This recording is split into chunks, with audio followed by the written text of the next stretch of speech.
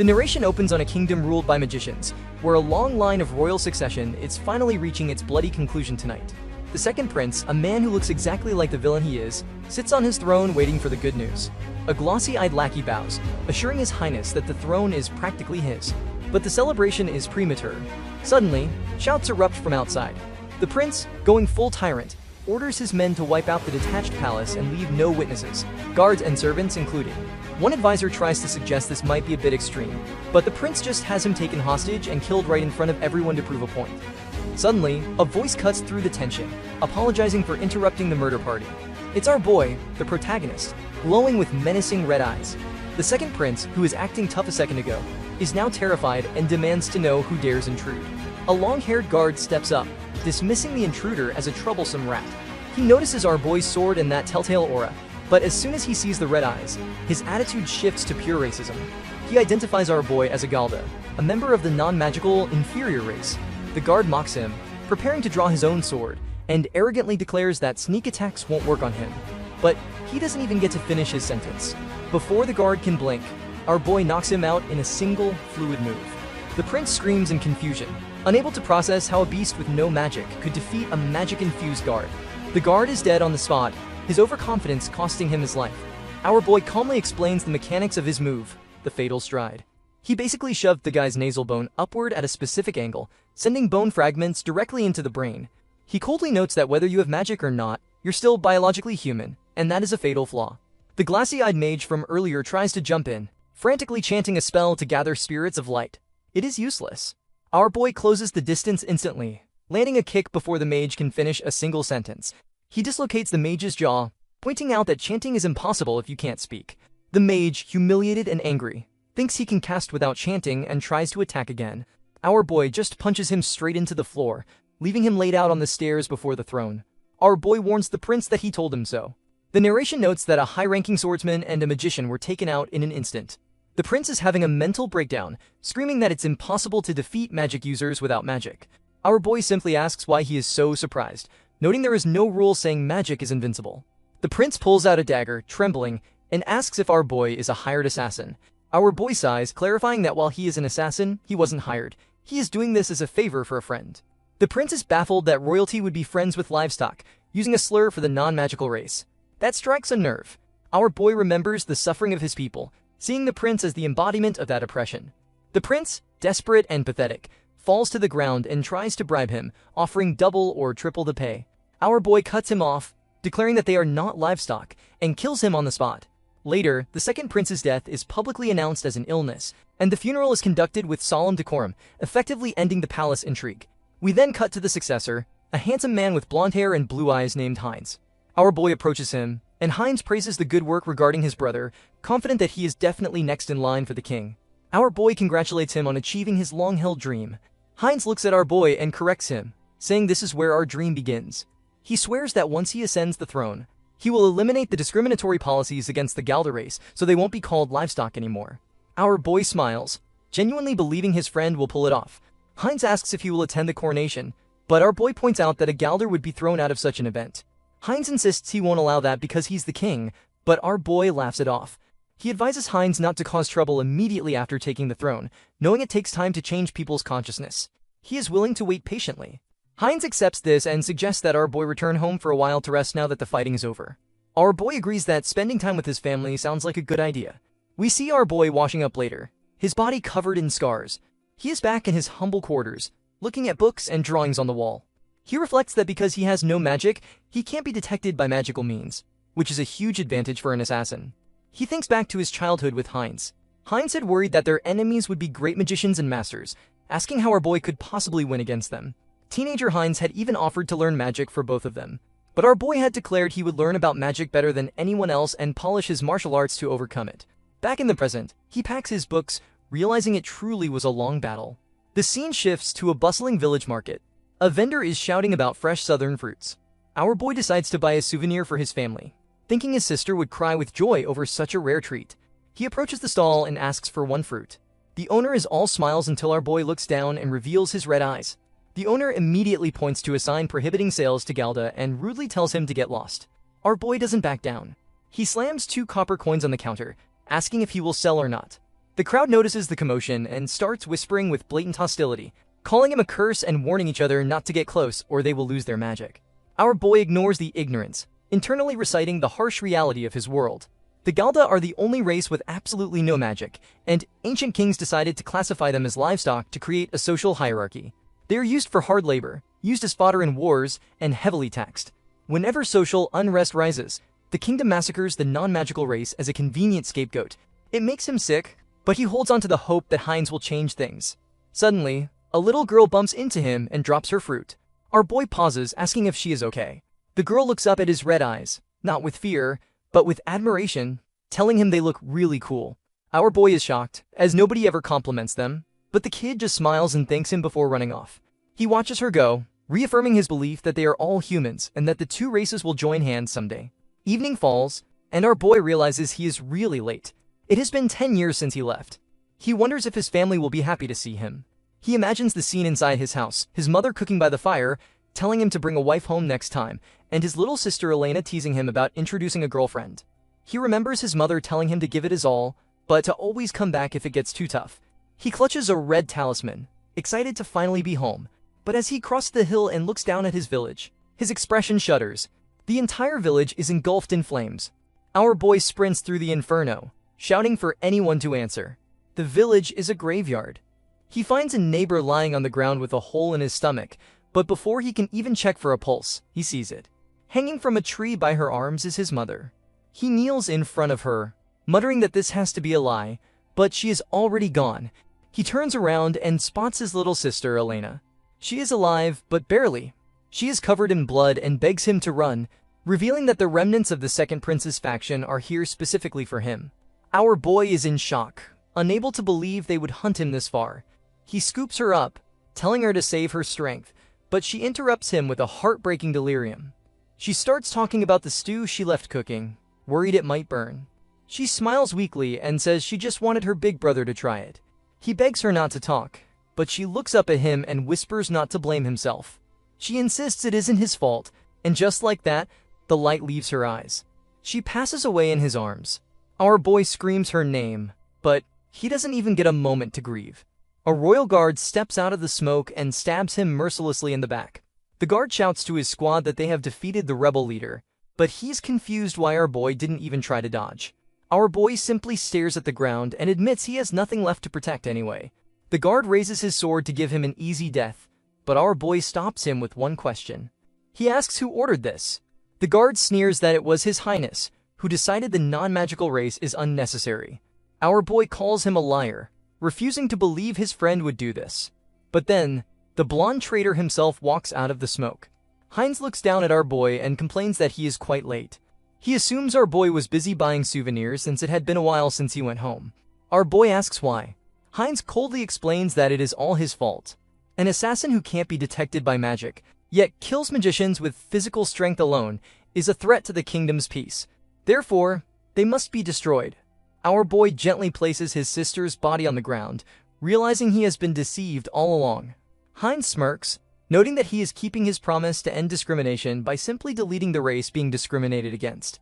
That snaps something inside our boy. He lunges, unleashing his secret technique, Galda's shadow style Absolute Blossom. But Heinz is not worried. The king casts a massive ultimate spell called Lucid Sagittarius. A blinding arrow of light obliterates the area. When the dust settles, our boy is missing half his body, yet he is still standing, shielding his sister's corpse. Heinz shakes his head, noting that fighting for a corpse is just like him. He calls our boy a fool for refusing to kneel to the magical race even in death, says goodbye, and walks away. Darkness takes over. Our boy lies in a void until a massive beast approaches. The entity complains that its revenge isn't fulfilled yet and offers him one chance to do it better. Suddenly, our boy gasps awake. He is alive. He looks around the familiar room confused. Elena walks in, asking why he is shouting and if he is still half asleep. She tells him to go wash his face because Mom made fish to celebrate his birthday. Our boy freezes. He asks what she means. She laughs and tells him to get it together, reminding him that he is 15 years old. Our boy rushes to the mirror and stares at his younger face. He realizes he has been sent back exactly 10 years in the past. Our boy is currently in a very confusing situation, watching his mother and sister set up a picnic like he didn't just die 5 minutes ago. His mom is busy packing the essentials for a nice day out, while his sister comments on the beautiful weather. Our boy, however, is staring at the scenery like he is trying to decipher the Matrix code. A sudden gust of wind blows through, and he catches a single flower petal in his hand. For a second, he thinks this might be the afterlife, but the sensation is too real. The wind, the texture of the petal, and the muscle memory of his martial arts training are all still there. He realizes he has retained the 4 great techniques he spent a lifetime mastering. The smell of his burning village and the phantom pain of a laser beam through his chest try to drag him back to the trauma, but his sister interrupts the flashback. She asks if something happened because he looks like he has seen a ghost. Our boy looks at Elena, alive and well, and forces a smile, insisting it is nothing. His mom, oblivious to her son's internal crisis, proudly announces that the soup is ready. She tells him to eat plenty since it is his birthday. Our boy takes a sip and remarks that it tastes nostalgic. His mom is confused, reminding him that she just made this for him the other day. He has really returned to the world of 10 years ago. Meanwhile, elsewhere in the kingdom, we cut to a mysterious lady with green eyes and black hair riding a horse, flanked by 2 guards. She seems to be on a mission to mobilize students, but the guards apologize for not finding a higher-ranked magician to escort her. The lady is worried about potential civilian casualties, but the guard dismisses her concerns with casual racism. He points out that they are entering the Galda Autonomous District, and since Galda are viewed as livestock rather than people, he argues there is no need to worry about collateral damage. The lady looks suspicious of this attitude, but decides they need to hurry regardless. Back at the picnic, our boy is having a career counseling session inside his own head. He remembers that at age 15, with no father and no money, he had 3 terrible options. He could become a low-wage laborer, leave town to starve, or become a mercenary. Since these people have no magic but possess physically superior bodies that are hard to detect, they make excellent scouts and cannon fodder for the army. High risk, high pay. He hugs his mom, who seems to read his mind. She tells him sternly that she won't let him become a mercenary. She explains that they can eat today thanks to his father's sacrifice on the battlefield, but she refuses to lose her only son to the same fate. Our boy listens, knowing that in his previous life, he ignored this advice, became a mercenary to survive, and eventually met the traitor who ruined everything. Suddenly, the sound of the town bell shatters the moment.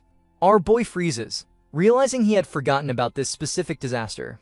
He tells his confused mother and sister to stay put and not go near the town, then he immediately springs toward the danger. In the town square, the situation has gone from peaceful to fanatical very quickly. A group of creepy men are holding hostages. The leader is preaching about how impurity is a sin and how they must protect the pure bloodline. He declares that the kingdom harbors the detestable Galda, calling them impurities born from darkness. Our boy recognizes them immediately as the Purification Sect, a fundamentalist group so radical that even the main church thinks they are crazy. He recalls that on his 15th birthday, this group, who had been branded heretics, fled the capital and escaped into the Galda district. Since the district had 0 security, the sect easily conquered the town and committed atrocities in the name of cleansing. In the past, our boy could only hide and watch. But this time is different. The cult leader prepares to burn a woman alive, shouting about purifying flames cleaning the sin. But before he can finish his monologue, our boy drops from the roof like a tactical nuke. He knows the basic tactic for fighting magicians is a surprise attack from outside their perception range. He lands behind the leader and goes straight for the kill. He knows that if he destroys the brain or spinal cord, the mage dies before they can cast a single spell. He chokes the leader and snaps his neck in one fluid motion. The rest of the sect members stand there in total shock, unable to process that a random kid just speed-ran their boss's demise. Another sect member decides he wants to be the main character and charges in, his sword glowing with magical energy as he curses our boy. But our boy isn't improvising. He is accessing a 10-year-old database of anti-mage combat tactics. He knows that non-magical attacks bounce right off magical defenses, so if he wants to kill a mage, he needs a magic weapon. Since he doesn't have one, he decides to simply use the one currently trying to kill him. With terrifying precision, he redirects the cultist's momentum, twisting the man's arm and forcing him to drive his own magic sword straight into his own body. Another fanatic steps up, channeling a stunning purple lightning spell known as Electrum Lightning. Our boy spots the casting animation instantly. He launches a swift counterattack, closing the distance and silencing the threat before the man can even finish his spell. Our boy does a quick head count and calculates that there are 3 enemies remaining. but his victory lap is cut short by a shout. One of the sect members has grabbed a woman and is holding a knife to her throat. He screams at our boy to kneel, calling him a demon brat and threatening to kill the hostage if he doesn't obey. Our boy curses internally. He realizes he made a rookie mistake and failed to account for the enemies hiding outside the plaza. He knows that if he fights now, the woman dies, so he switches to psychological warfare. He shouts that this is fine and drops to his knees in surrender. The cultists grin, delighted that their cowardly tactic worked. One of them mocks him, saying he should have done that from the start, and then they proceed to stomp on him. Our boy stays on the ground, curling up while the group starts playing soccer with his ribs.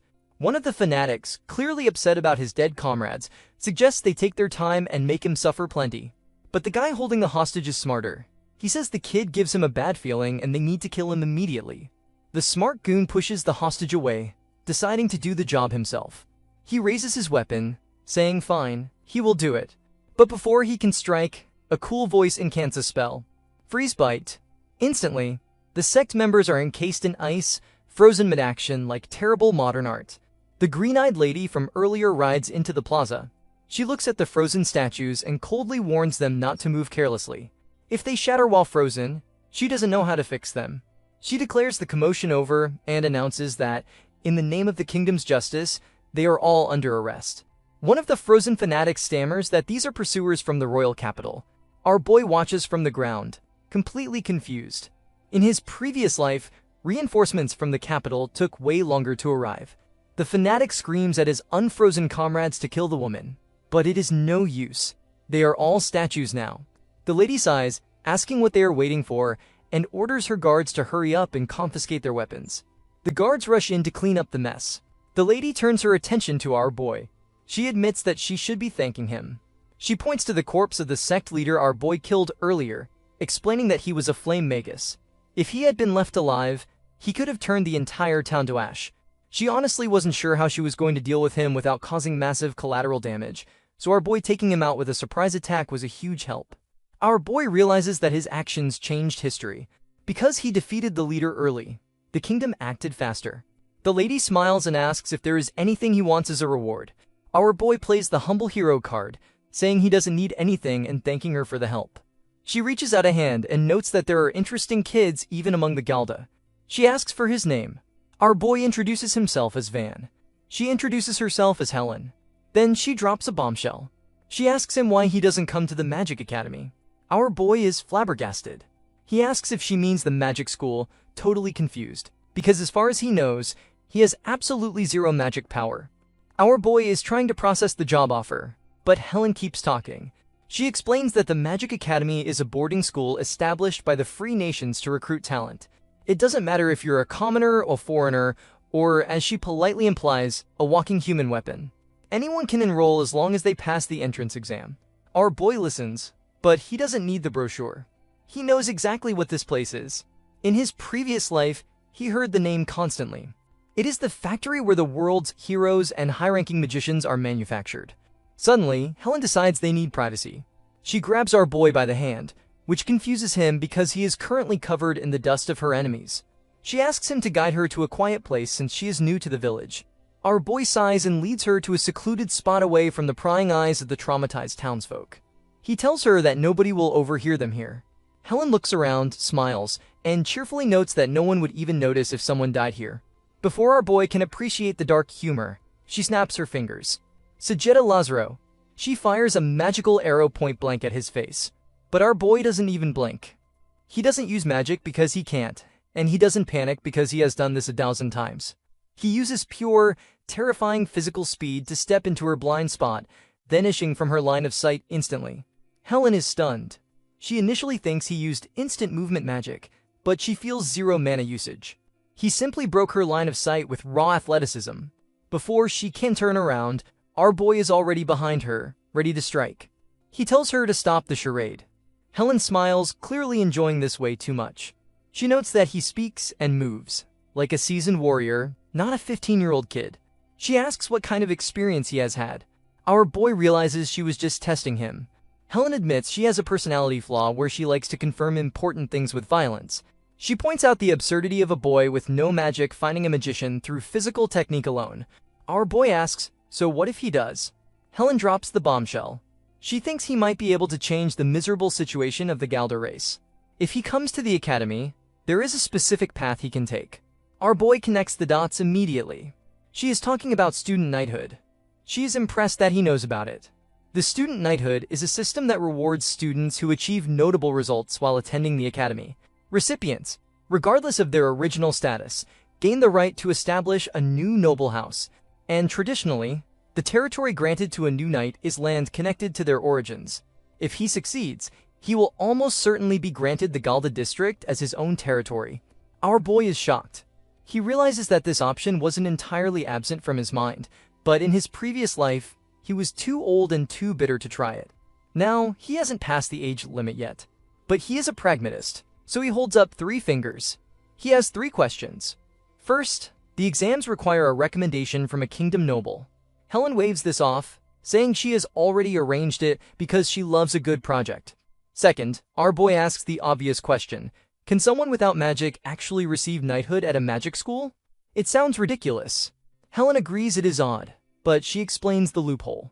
Past knights were students who transcended tradition and reached a new principle of magic, like developing new medicines or magic circles.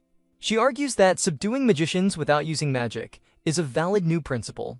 If he can make the world acknowledge his strength, there is no reason he can't be a knight. Our boy admits he doesn't quite understand the politics, but he agrees it isn't impossible. It all depends on him. Then he asks the final, most dangerous question. What is her goal? He knows nobles don't hand out fate-changing favors for free. He stares her down and asks what exactly she is planning to make him do. Helen notices our boy is skeptical of her generous offer. She asks if he trusts her. Our boy, being a pragmatist with a PhD in betrayal, says that if he becomes a lord, he needs to know exactly what she gets out of it. Helen basically hits him with a "that's for me to know and you to find out," admitting there is a benefit but refusing to spoil the plot. The tense negotiation is interrupted by Elena, who comes charging in like a heat-seeking missile of worry. She demands to know what he is doing here. Our boy tries the classic "it's nothing" defense, but Elena isn't buying it. Her eyeballs are practically sweating tears as she scolds him for always saying he is fine right before doing something incredibly reckless.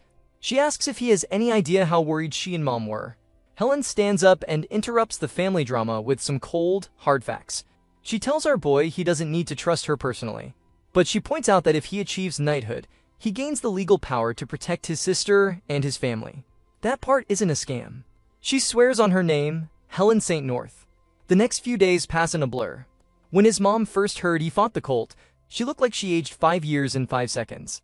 But after the whole town wouldn't stop thanking him, she softened up. She pats him on the head, sighing that he really is his father's son. Then our boy drops the nuclear bomb. He announces he is going to the Magic Academy in the royal capital. His mom and sister look at him like he just announced he is going to the moon. Elena points out the obvious flaw in this plan, noting that he will be surrounded by magicians who hate them. Our boy puts on a brave face, claiming Galdas won't lose to anyone. Internally, however, he knows he is taking a massive gamble. He spent days thinking this through.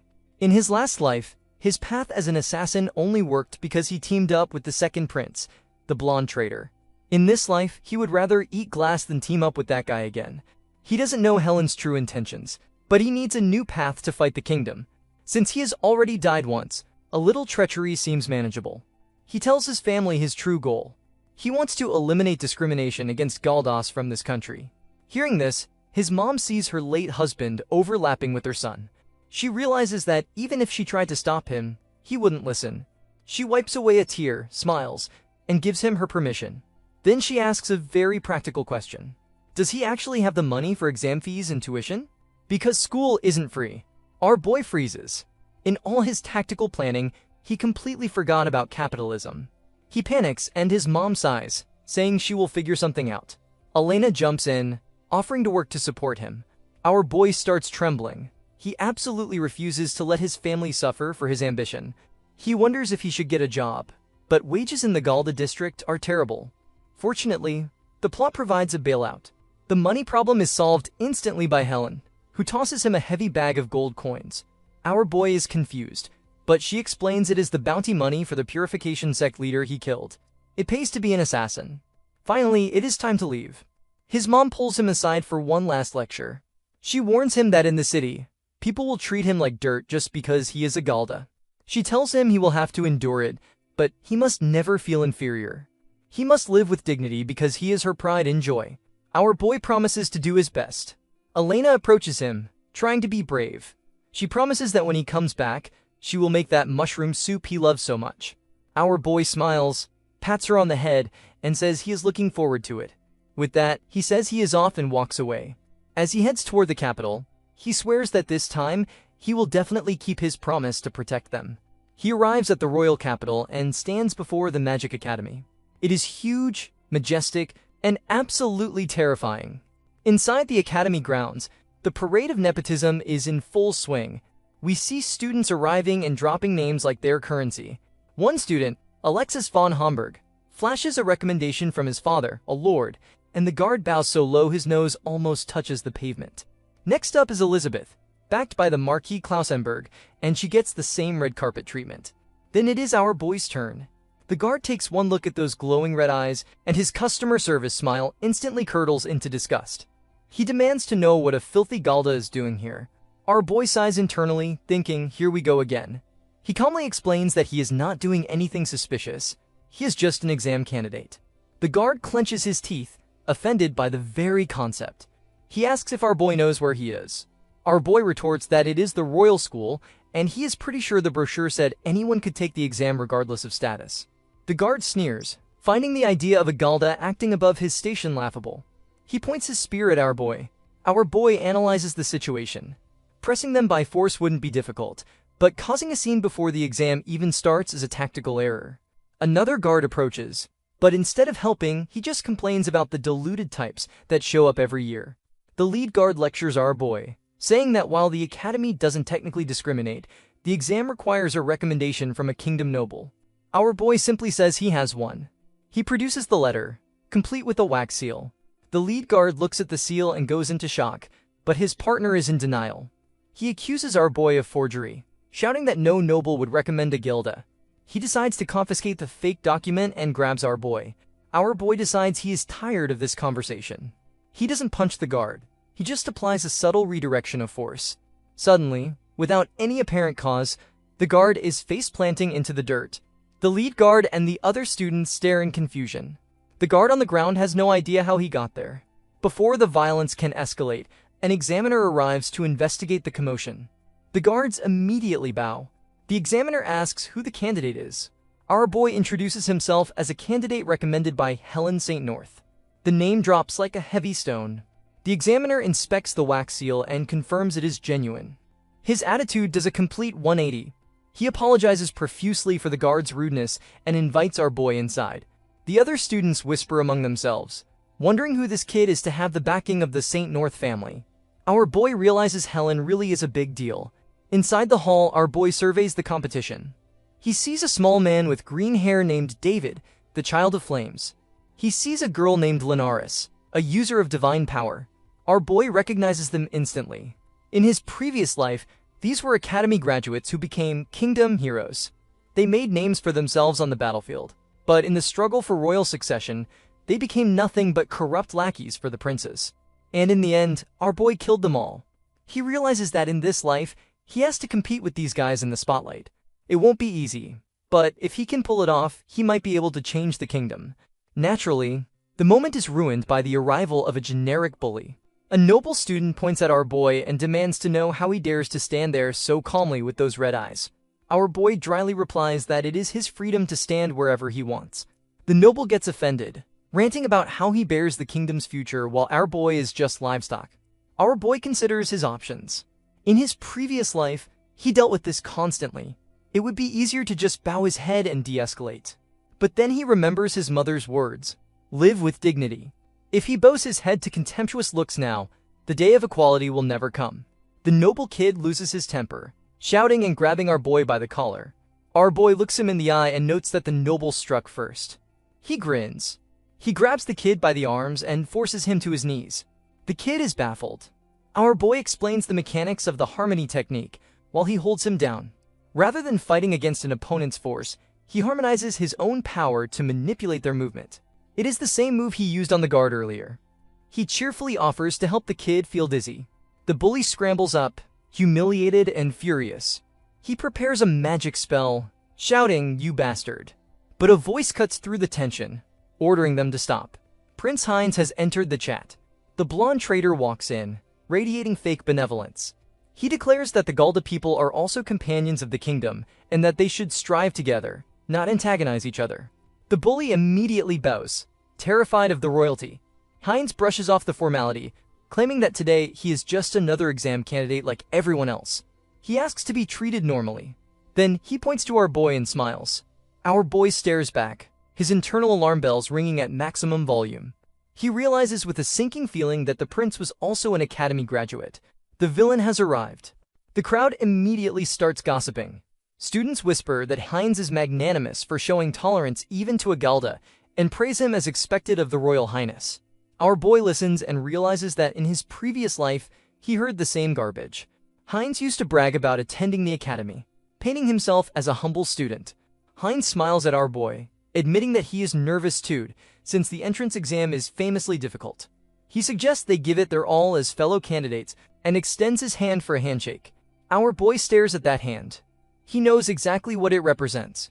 It is a handshake that makes anyone feel comfortable, designed to make people naturally open their hearts. It is the perfect politician's weapon. But our boy knows the rotten nature behind that smile. He knows the real Heinz. Right now, our boy could kill him. He could snap the prince's neck right here in the courtyard. But he stops himself. Killing the prince now would unleash chaos and ruin his own plans to infiltrate the academy. He reminds himself not to lose sight of why he came back. So our boy does something very strange. He ignores the handshake completely. He turns around and coldly tells the prince not to concern himself with him, stating he has no intention of getting friendly. Then he simply walks away, leaving the prince standing there with his hand hanging in the air like an idiot. The crowd gasps. The other candidates are horrified. They mutter about his attitude, calling him rude and declaring that a Galda is no different from a beast for disrespecting royalty. The noble bullies from earlier look ready to start a riot. Suddenly, a voice shouts for silence.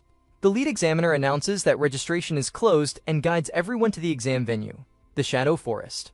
The students gather at the edge of a dark, ominous forest. The examiner explains that the academy nurtures the elite who will lead the kingdom, so they don't have the luxury of teaching beginners.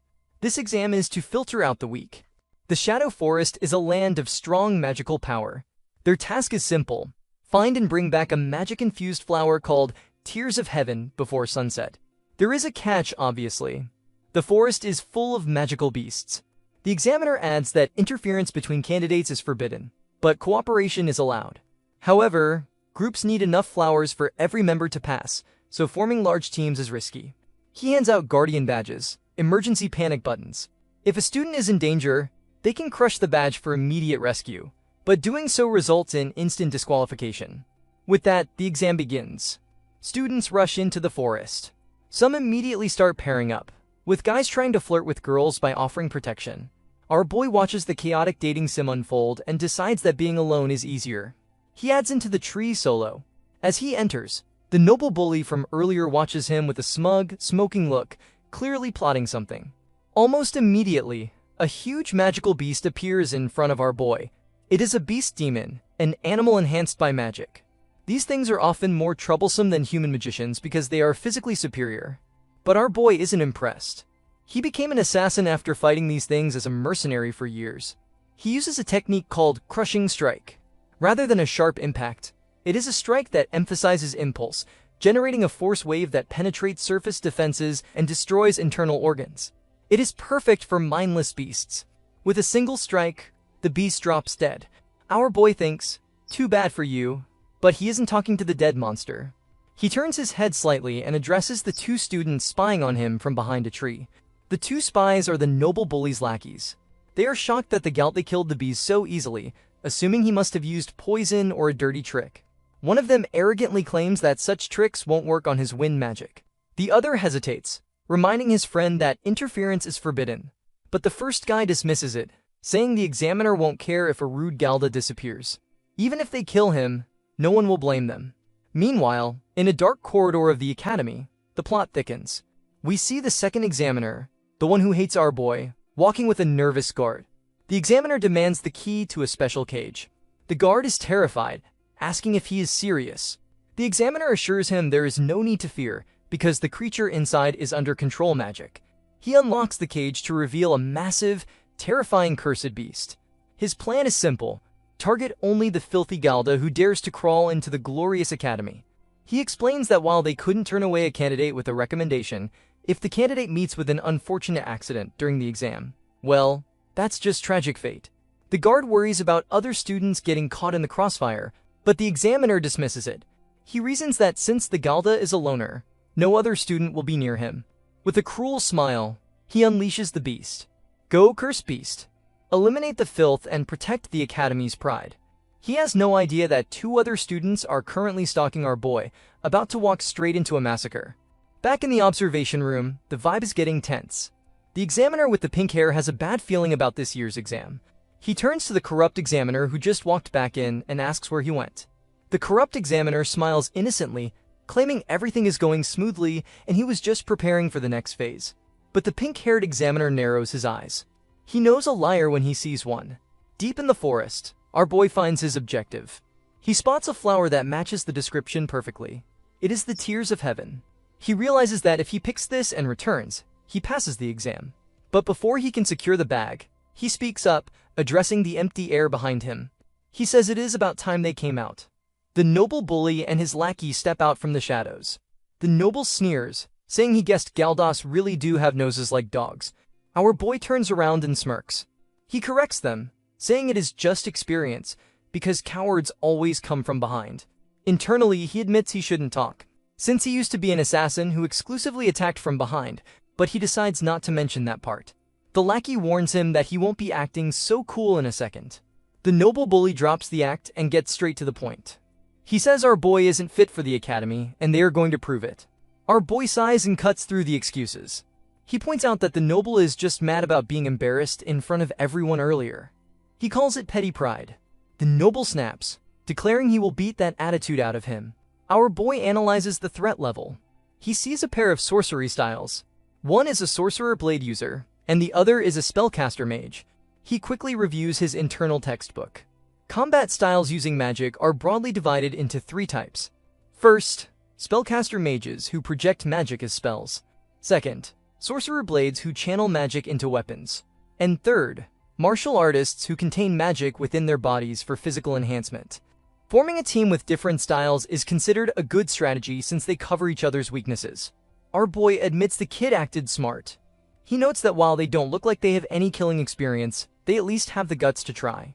However, our boy faces a political problem. He can't kill these guys. If a Galda dies in the forest, it gets dismissed as an unfortunate exam accident. But if a noble's child dies, their house will mobilize everything to find the culprit. The nobles of this country are warlords who expanded their territory through blood. They still have that chaotic temperament. Since our boy has decided to walk in the light in this life, he chooses a different path. He won't kill them. He will simply break their spirits until they wish they were dead. The noble bully glares at him, saying he really hates those confident eyes. He shouts the name of his technique, Gale Blade, Bending Sky. He launches an attack. Our boy spots the invisible threat instantly. He dodges a fatal wind slash with a minimal movement. The wind slices the air where his neck just was. The noble gloats, confirming that this is the secret art of House Waltrex. It creates an invisible blade of wind, perfect for killing someone who can't see magic. He asks if our boy is scared now and suggests that if he kneels and begs, he might forget about the earlier insult. Our boy looks unimpressed. He remarks that it is a pretty handy magic for summer. He asks if House Waltrex's job is delivering gentle breezes to the royal court. The noble turns purple with rage. He screams that he will kill him and fires the same spell again. Our boy dodges it effortlessly. The noble is shocked. He realizes the movements aren't a coincidence. The Galda can see it. Our boy thinks to himself that of course he can see it. He notes that the kid's bloodlust is so thick it is practically leaking out of him, making the invisible attack as obvious as a neon sign. The noble kid tries to spam the same move again, launching another wind blade. But our boy has already downloaded this fight pattern. He dodges effortlessly, closes the distance, and introduces his fist to the noble's stomach. The kid folds like a lawn chair and hits the ground. The sword-wielding lackey screams, calling our boy a bastard, and charges in. Our boy analyzes the glowing weapon instantly. It is a simple enchantment type. The blade is dangerous, But if you don't touch the sharp part, it is just an expensive metal stick. Technically, the tip speed of a sword is 2 to 3 times faster than a punch. Physics is usually strict about that, but our boy treats physics as a mere suggestion. He uses lightning-fast footwork to bypass the danger zone, controlling the lackey's wrist instead of the blade. With a simple twist, he redirects the force, and the second kid joins his friend in the dirt. Our boy turns back to the wind user, deciding to put the fear of God into him. He says he wants to go beyond this and can't hold back anymore. The kid, realizing he is outmatched, instantly loses his nerve. He starts stammering apologies, begging for mercy, but our boy interrupts him.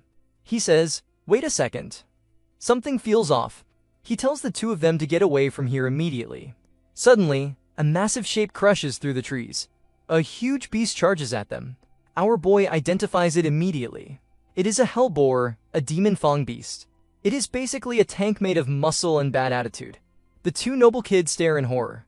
One of them stammers that it is impossible.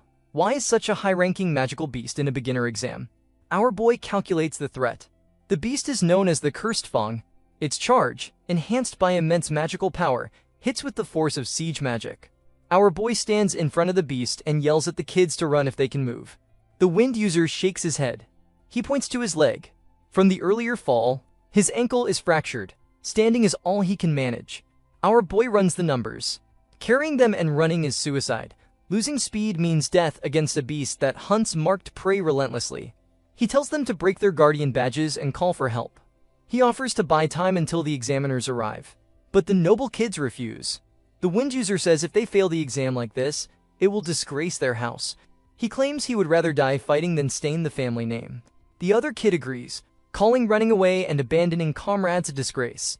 Our boy listens to this suicidal logic and gets frustrated.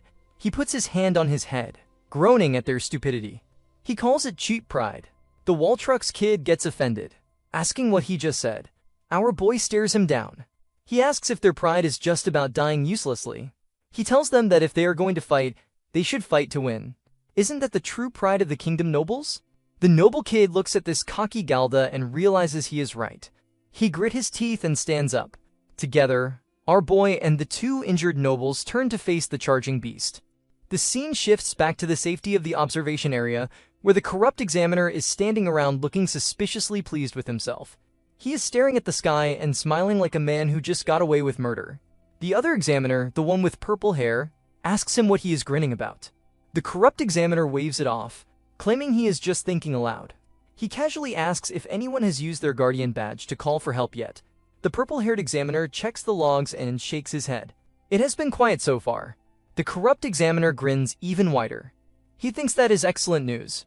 It looks like the kid didn't even have time to scream. He reveals his master plan in his internal monologue. Before the exam started, he confiscated the candidate's luggage. He took our boy's belongings and had the demon fang beast memorize the scent.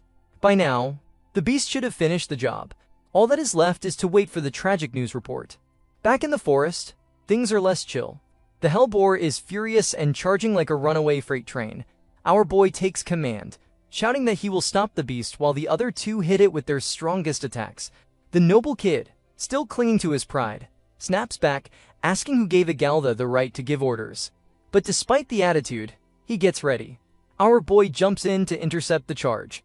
He uses a technique called counter-strike. His internal narration explains the physics. It is a strike that anticipates the enemy's attack and hits the exact point where the motion originates. For a quadruped, the movement starts at the head. He lands the hit perfectly. However, physics decides to be cruel. The attack doesn't go through. Our boy realizes with horror that he lost his adult muscle mass when he regressed 10 years. His current 15-year-old body lacks the weight to knock out a monster of this class. The boar shrugs off the hit and pushes forward. The two noble kids unleash their magic, but it bounces off the beast's hide like pebbles. Our boy shouts for everyone to get down. The group gets shoved back, tumbling across the dirt. They pick themselves up, battered and bruised. One of the kids groans that he managed to deflect a fatal hit with his wind magic, but he won't be lucky next time. The sword user is despairing, noting that his blade didn't work at all. He asks if this is the ant. Our boy stands up, dusting himself off. He says, "Alright, one more time." The nobles look at him like he is insane. They scream that they can't pierce its magic defense. Our boy starts handing out coaching advice like a tactical genius. He turns to the wind user. He tells him that next time, he needs to mix rocks into his wind spell. It won't be an invisible blade anymore, but the added mass will give it actual killing power. Then he turns to the sword user. He explains that if slashing doesn't work, he needs to try thrusting. He tells him to lay the blade flat, aim for the gaps between the ribs, and concentrate all his magic into a single point on the tip. The noble kid stares at him, bewildered. He asks what our boy is thinking. He points out that our boy's injuries are light, so he should use the nobles as bait and escape. He admits that there is no chance of winning, so our boy should run. He tells him not to hold back, reminding him that he tried to kill our boy earlier. Our boy dismisses this dramatic sacrifice. He says he isn't interested in petty revenge. His goal is for his family and the Gada race to be recognized as part of the kingdom. He asks how he can claim equal rights if he runs away and abandons comrades from the same country. The noble kid is floored. He thinks back to his own arrogant behavior and realizes how small he looks compared to the guy he was trying to bully. He is shocked that the filthy Gada is risking his life to save the very people who tormented him. They grit their teeth and stand up. Our boy shouts that the beast is coming and orders them to fire. Together, the unluckiest team in the forest prepares to kill the pig. The noble kid listens to the coaching and evolves his strategy instantly. He mixes debris into his wind magic and shouts the name of his upgraded move, Black Dust Rending Sky. A black blade infused with sand and gravel blinds the demon Fong beast. Our boy thinks nice as the dust blocks the beast's vision. Now it is his turn. He recalls that the shoulder blades of quadrupeds differ from humans. They aren't directly connected to the spine. This creates a flexible range of motion for running, but it makes them terribly unstable against unexpected lateral force. He engages the harmony technique, rotation. He exploits that structural weakness, twisting the beast's momentum and slamming the massive boar into the ground. He shouts to the sword user to trust. The heart is exposed at the base of the front leg. The sword kid rushes in, adrenaline pumping. He lunges to deliver the killing blow, but at the last second, fear seizes him. He hesitates. Because of that split second of cowardice, he misses the heart. The thrust lands, but it isn't fatal. The boar, furious and very much alive, unleashes a destructive roar. The narration explains that this is a special ability possessed only by high-ranking demon Fong beasts. It is a magic-infused shout that hits like a physical shockwave. The blast knocks everyone back. The sword kid falls to his knees, coughing up blood. He looks at his shaking hands and realizes he can't move. The internal organ damage is severe. The boar recovers faster than they do and stands right in front of the paralyzed kid, ready to trample him into paste. The kid thinks it is over. He is going to die, but our boy steps in between them. He engages the harmony technique, spiral. He knows he can't take the force head-on with his current body, so he tries to disperse the impact in a spiral motion, redirecting the kinetic energy into the ground. The boar pushes against him with terrifying strength. Our boy realizes it is no use. He can't redirect at all. He wonders if he should use that technique.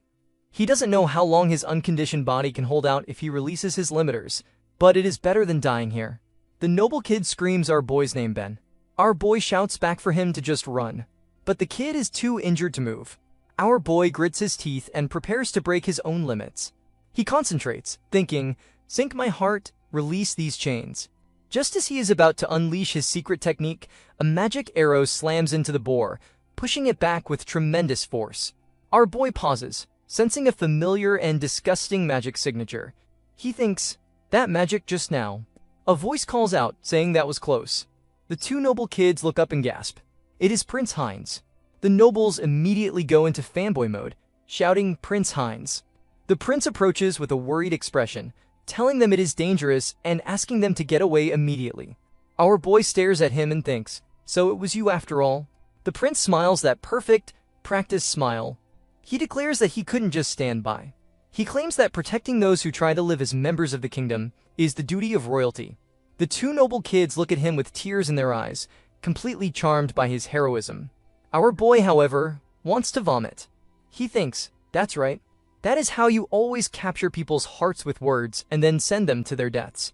The prince looks at the noble kids, then at our boy. He suggests that now, everyone should combine their strength against this formidable enemy.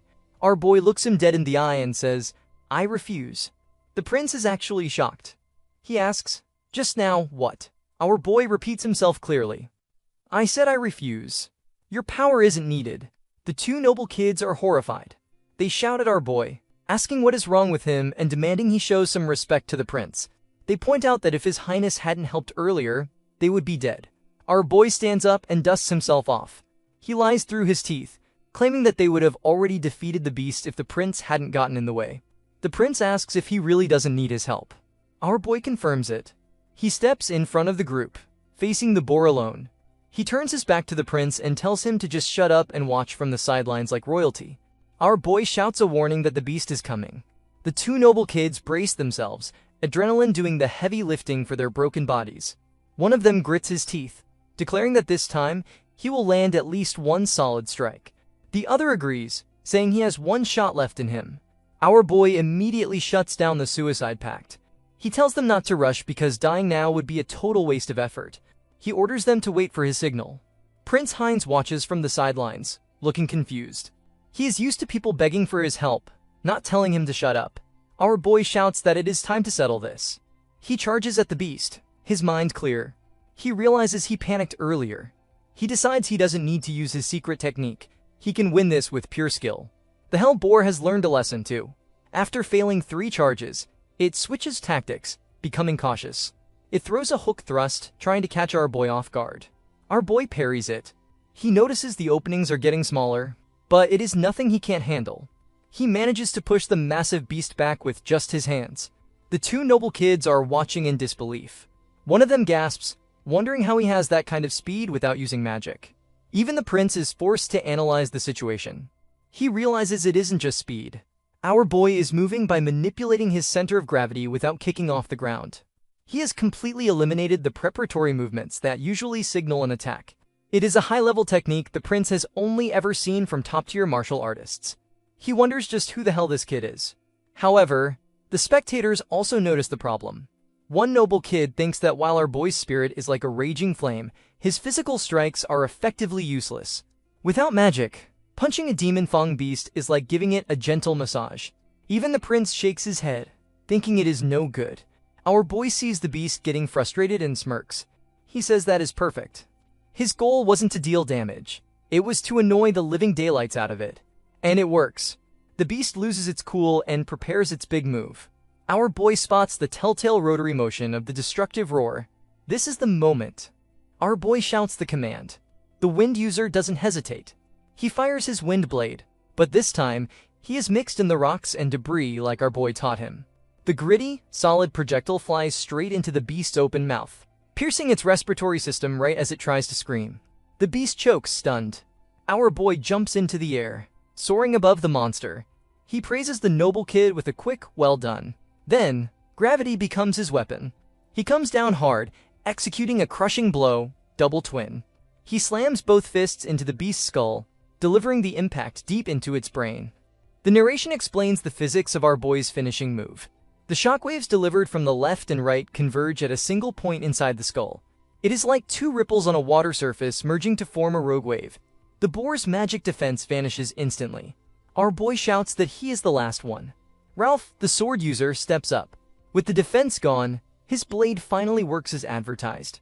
He slashes through the beast, cutting the hellboar clean in half. The giant pig falls. The noble kids stand there, panting and staring at the corpse. They can't believe they actually defeated a hellboar. Our boy walks over to Falk, the wind user, and offers him a hand to get up. He asks if he can move. Falk groans, clutching his stomach, convinced his internal organs are damaged. Our boy corrects him with a diagnosis. The boar's roar didn't liquefy his guts. It was a technique using magic-infused sound waves to scramble his semicircular canals. It looks flashy and feels terrible, but he points out that you can withstand it by simply covering your ears.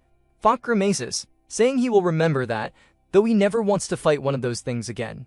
But now they have a new problem. A mouth problem. They look around and realize only 2 tiers of heaven flowers remain intact. The others were crushed during the chaotic fight. They remember the examiner's warning that forming large groups causes difficulties. This is exactly what he meant. The sun is setting, there is no time to search for more, and there are 4 people standing there. Falk takes charge. He picks one flower and immediately hands it to the prince. He asks him to accept it. Our boy asks if he is seriously sucking up right now, giving the prize to the guy who just stood there and watched. Fox snaps back, saying not to call it sucking up. It is the natural thing for a vassal to do. Then, Falk takes the second flower. He hands it to our boy. Our boy is surprised and asks if he is sure. Falk tells him not to misunderstand. He just doesn't want to feel like he owes Agaltha anything. He introduces himself properly. My name is Falk, the Wind User. He points to his friend. That is Ralph. He tells our boy to remember it. Our boy looks at the flower, then at the two exhausted nobles. He introduces himself as Van. He shakes their hands, but he can't resist ruining the moment with a dry remark. He says, well, nice to meet you, but if you guys fail the exam, we'll never meet again anyway. Falk and Ralph shouted him to shut up. They insist that if they search now, they might still find something.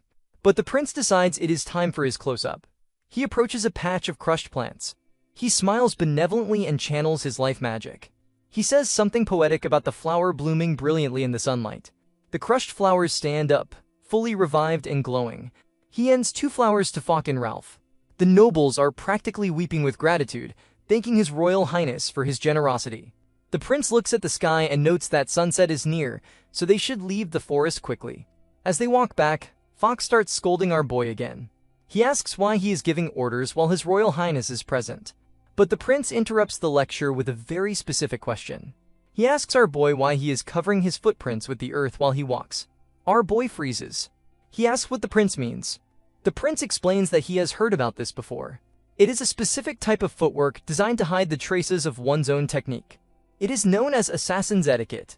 Our boy stays silent, neither confirming nor denying.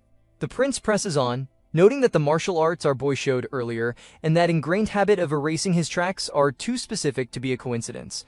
He looks our boy in the eye and asks, could it be that you are an assassin? The prince's mind immediately spirals into paranoia. He thinks about his many enemies. His father, the king, strengthened the kingdom by conquering lands and collecting princesses like trophies. However, the prince's mother, the 5th queen, was a domestic noble from the start. Because of this, his siblings and their foreign mothers live in constant fear that the king intends to make him the next ruler. He doesn't know when or where an assassination attempt might come, which is why he tries to work alone. He suspects that this boy, Van, is an agent sent to kill him, and he decides he must deal with the threat right now. Our boy realizes his mistake instantly. His old habits slipped out because he let his guard down after defeating the demon Fang beast. Technically, the prince is right, he is a former assassin, but he can't exactly put that on his resume. He decides the best strategy is to play dumb. The prince presses him, his suspicion evident, asking if our boy is trying to feign ignorance. He coldly states that if that is how he wants to play it, fine. The tension between them spikes so high it could cut glass. The 2 noble kids, Falk and Ralph, realize something is wrong and try to intervene. But our boy moves first. He jumps in, closing the distance in the blink of an eye. He invades the prince's personal space, slapping a hand onto the royal shoulder. He laughs and says he is just kidding, telling the prince not to make such a scary face. The prince is genuinely shocked. Our boy moved like a phantom. He didn't even see the movement until the hand was already on him. Our boy smiles disarmingly and apologizes, claiming his manners are lacking because he is from the countryside. He asks the prince to cut him some slack. The prince forces himself to calm down, analyzing the situation. He realizes he deliberately showed an opening, but the boy didn't take the bait to kill him. He thinks our boy is testing him. He knows that if he lets his emotions take over here, his path to the throne will disappear. He decides to pivot back to logic. He tells our boy he doesn't mind the casual speech, but he insists on an answer. He asks again what that gesture was and if our boy is truly not an assassin. Our boy plays his trump card. He explains that the noble who recommended him, Helen St. North, gave him specific advice. Since his only weapon is hand-to-hand combat, she told him it is better to hide his techniques and his footsteps as much as possible. Internally, our boy apologizes to Helen for using her name to cover his tracks. The prince is stunned. He asks if our boy really has a recommendation from House St. North. Even the noble kids are impressed. Fox remarks that House St. North isn't just a noble family. They are high up in the hierarchy. The prince's internal calculus shifts. He knows Helen as the Ice Flower Lady, a genius who ranks in the top 5 at the academy in both scholarship and ability. If it is her, it wouldn't be strange for her to be well-versed in assassin methods. Furthermore, House St. North is a loyal family that has long served the kingdom. They have no reason to assist in a plot to assassinate a prince. Ralph, the sword user, breaks the silence with a valid question. He asks why House St. North would recommend a random commoner like Van. Our boy shrugs and says she just gave him the recommendation and told him to take the exam. Fox is skeptical that such things happen. The prince offers a theory. He suggests that the St. North family likely intends to give our boy a formal education and have him serve their house. Seeing his hand-to-hand combat skills, it makes perfect sense. Then the prince smiles a little too perfectly and admits that if he had met our boy first, he might have done the same thing. Our boy smirks back and says thanks. The prince changes the subject to the giant dead pig in the room. He admits he doesn't know what would have happened if he had encountered the demon Fong beast alone. He calls them his lifesavers and offers his heartfelt thanks. The two noble kids bow, claiming it was an honor. Our boy, incapable of being a sycophant, shrugs and bluntly states that he didn't fight for the prince's sake. The noble kids panic, warning him that he is about to get arrested for disrespect. But the prince finds this refreshing. He thinks that rather than seeking a reward, this boy shows defiance. He labels our boy a truly mysterious man. Just like that, the group finishes the exam. We cut to the outside of the forest, where the students who already passed are congratulating each other on their mediocrity. The battered noble kids wonder what to tell their fathers. Meanwhile, the examiners are counting heads. The lead examiner checks his list and notes there are 4 candidates remaining, including His Royal Highness. The corrupt second examiner is sweating bullets.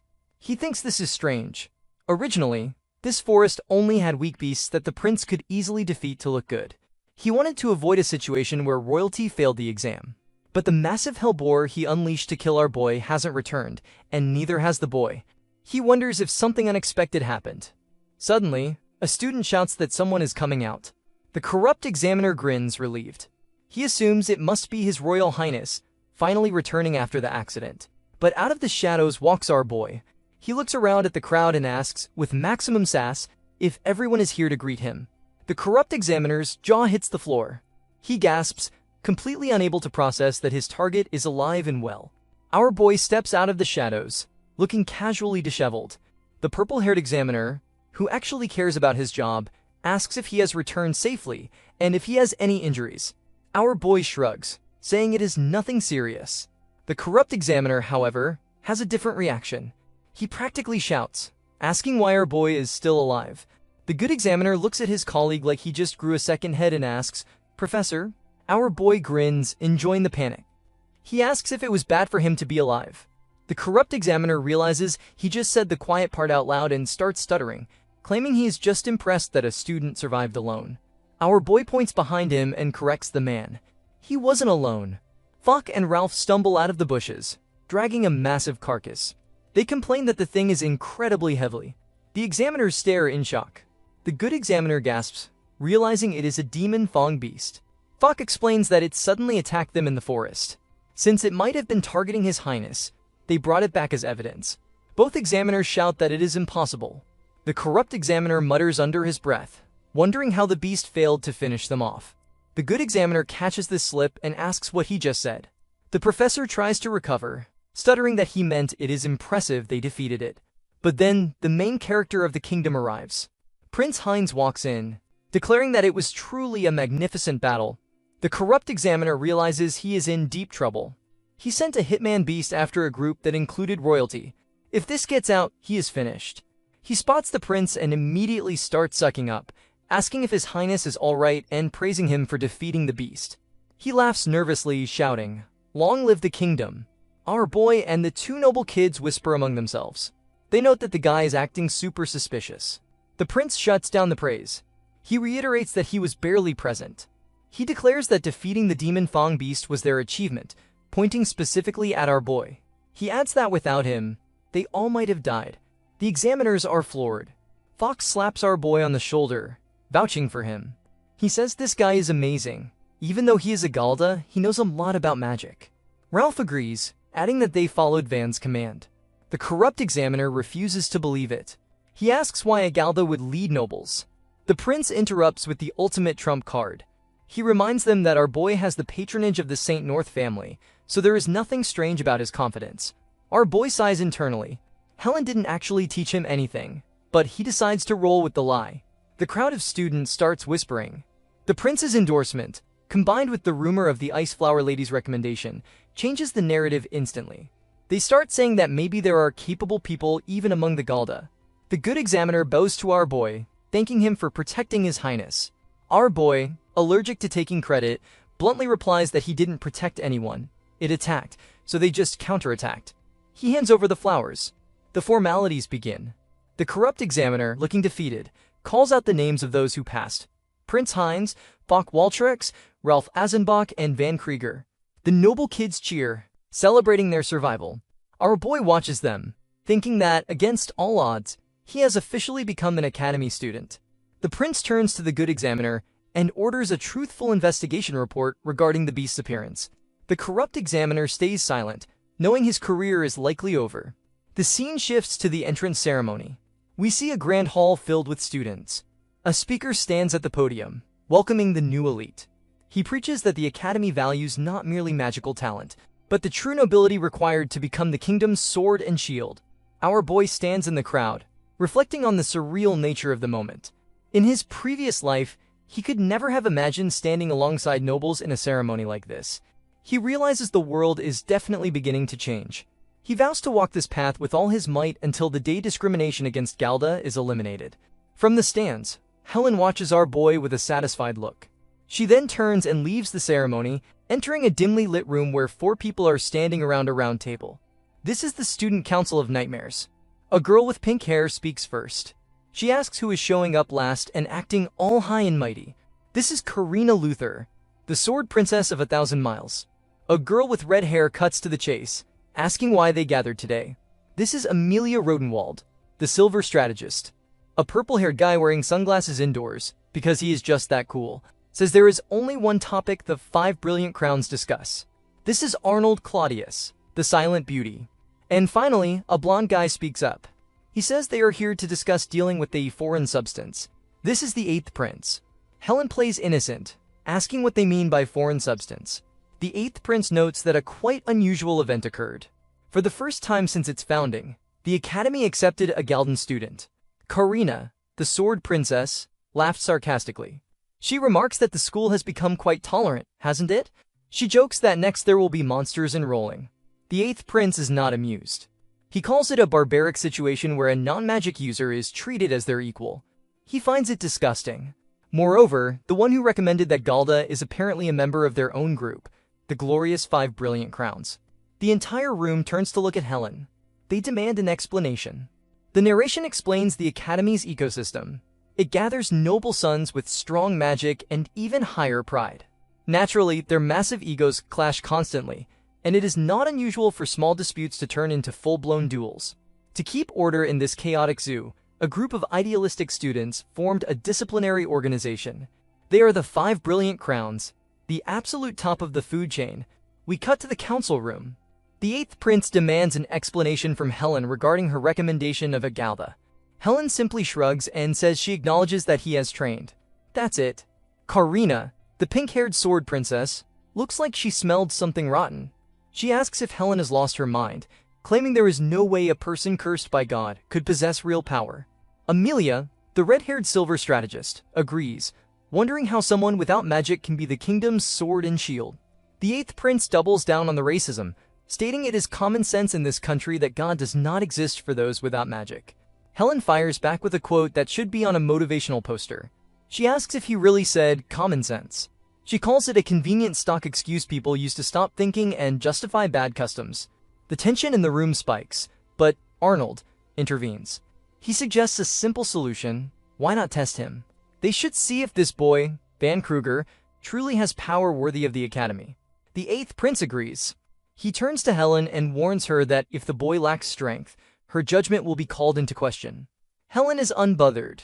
She says that is fine by her. She doesn't care what they do to him. But she drops a warning. If they don't want to embarrass themselves, they shouldn't underestimate him. Karina takes that personally. She volunteers to do the testing. She tells Helen that she wants to crush the boy, Helen's precious favorite, and Helen's arrogance all at once. Helen smiles, basically saying, "Good luck with that." The scene shifts to 1 week later. Our boy is walking through the corridor. Other students are gossiping about rankings and homework, and our boy realizes he has been living a surprisingly peaceful life since enrolling. Suddenly, we are in a classroom. A professor decides to ruin the peace. He calls on Kruger and asks him to explain the 4-element theory in magic. The class goes silent.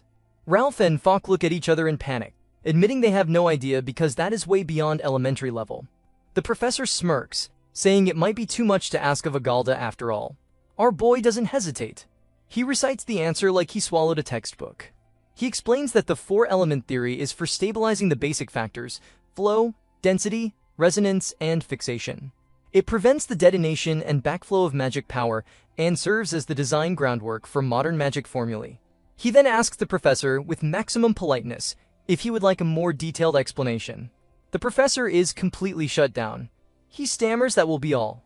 Our boy notes that since that moment, the blatant harassment from teachers has completely stopped. Later, Ralph smacks our boy on the back, asking why he has such a serious face. He invites him to eat. Our boy smiles, a rare event, and admits that his peaceful life is partly thanks to Ralph and Falk. He says they have been a big help.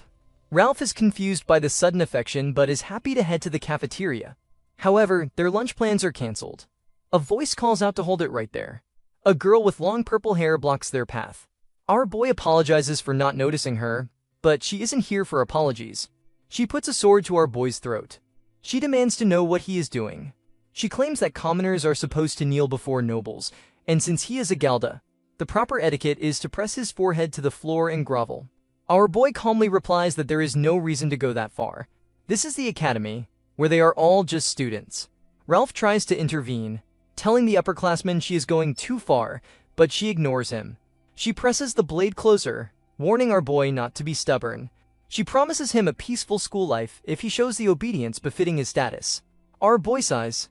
He admits that basic respect is fine, but when someone tries to force him with power, he feels like doing the opposite. He grins and grabs the blade with his bare fingers. The girl is shocked. She instinctively pulls her sword back, worried he might take it, but our boy anticipates this. He twists the blade while pushing it back toward her. Her stance breaks. As she grips the handle tighter to compensate, our boy brings his hand down on the flat of the thin blade. Snap. He breaks the sword with his bare hand using a technique called break bright. By combining bending and twisting, he pushed the metal to its stress limit and shattered the structure with a sharp impact. He looks at the broken pieces and calls it fragile. He asks if they mixed ink into the metal or something. He roasts her weapon choice, saying that handing him a sword without magic reinforcement is basically asking him to snap it.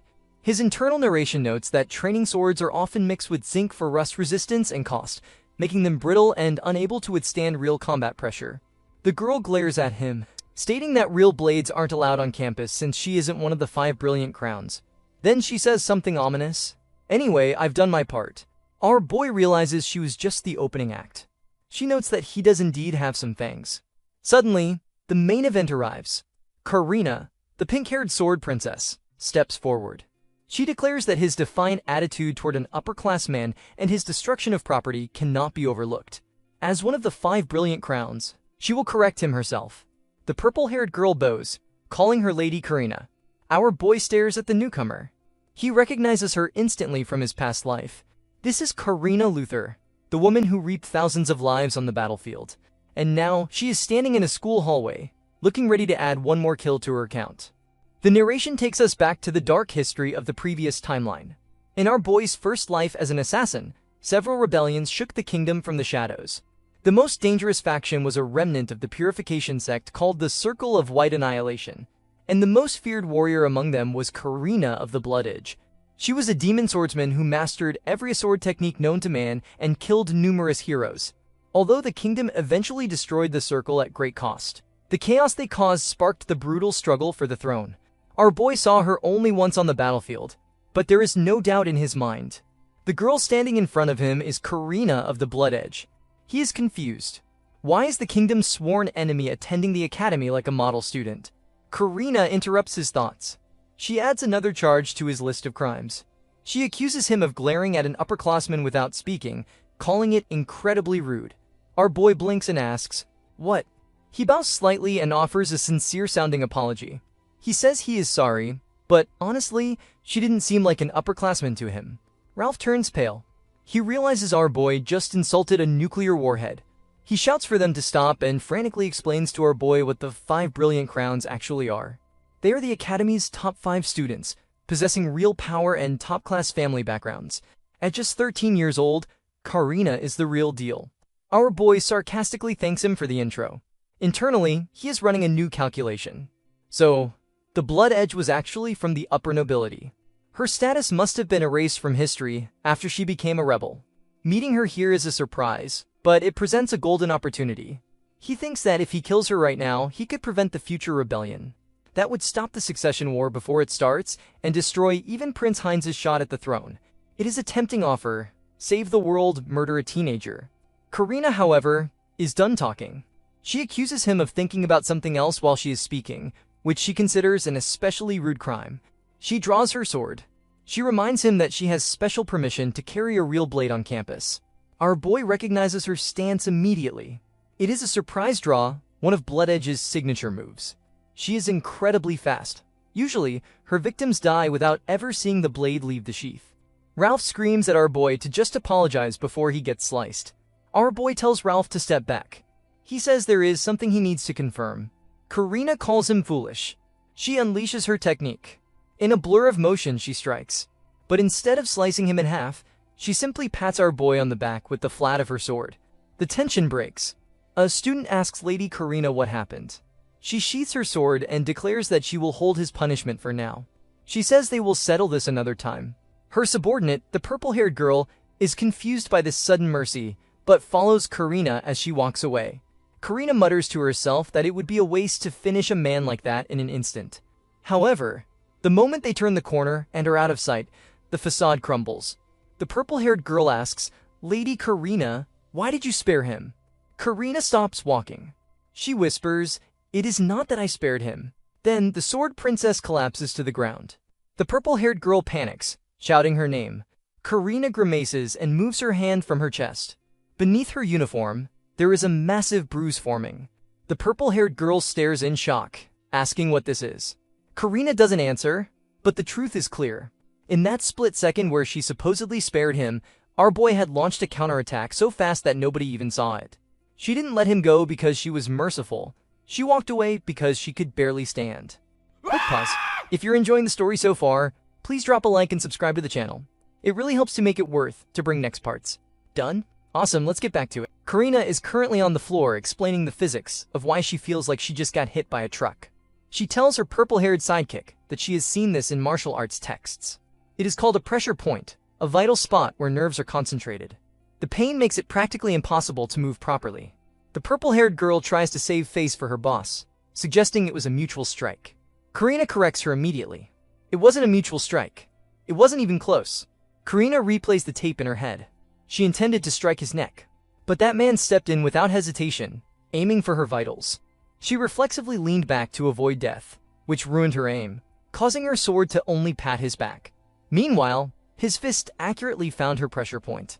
She recognizes this as the principle of a combined strike from a certain school, a technique where you step in matching the opponent's attack motion, performing defense and offense in a single movement. She wonders how a random teenager knows Grandmaster-level techniques. The purple-haired girl interrupts the internal monologue to declare that since Lady Karina was the one left standing, the victory is clear. Karina agrees out loud to keep up appearances, saying, "That is right." But inside, she knows the truth is different. The pressure point causes great pain, but it isn't lethal. That man, incredibly, tried to subdue her without harming her. If this were real combat, if he had intended to kill her, she would be dead right now.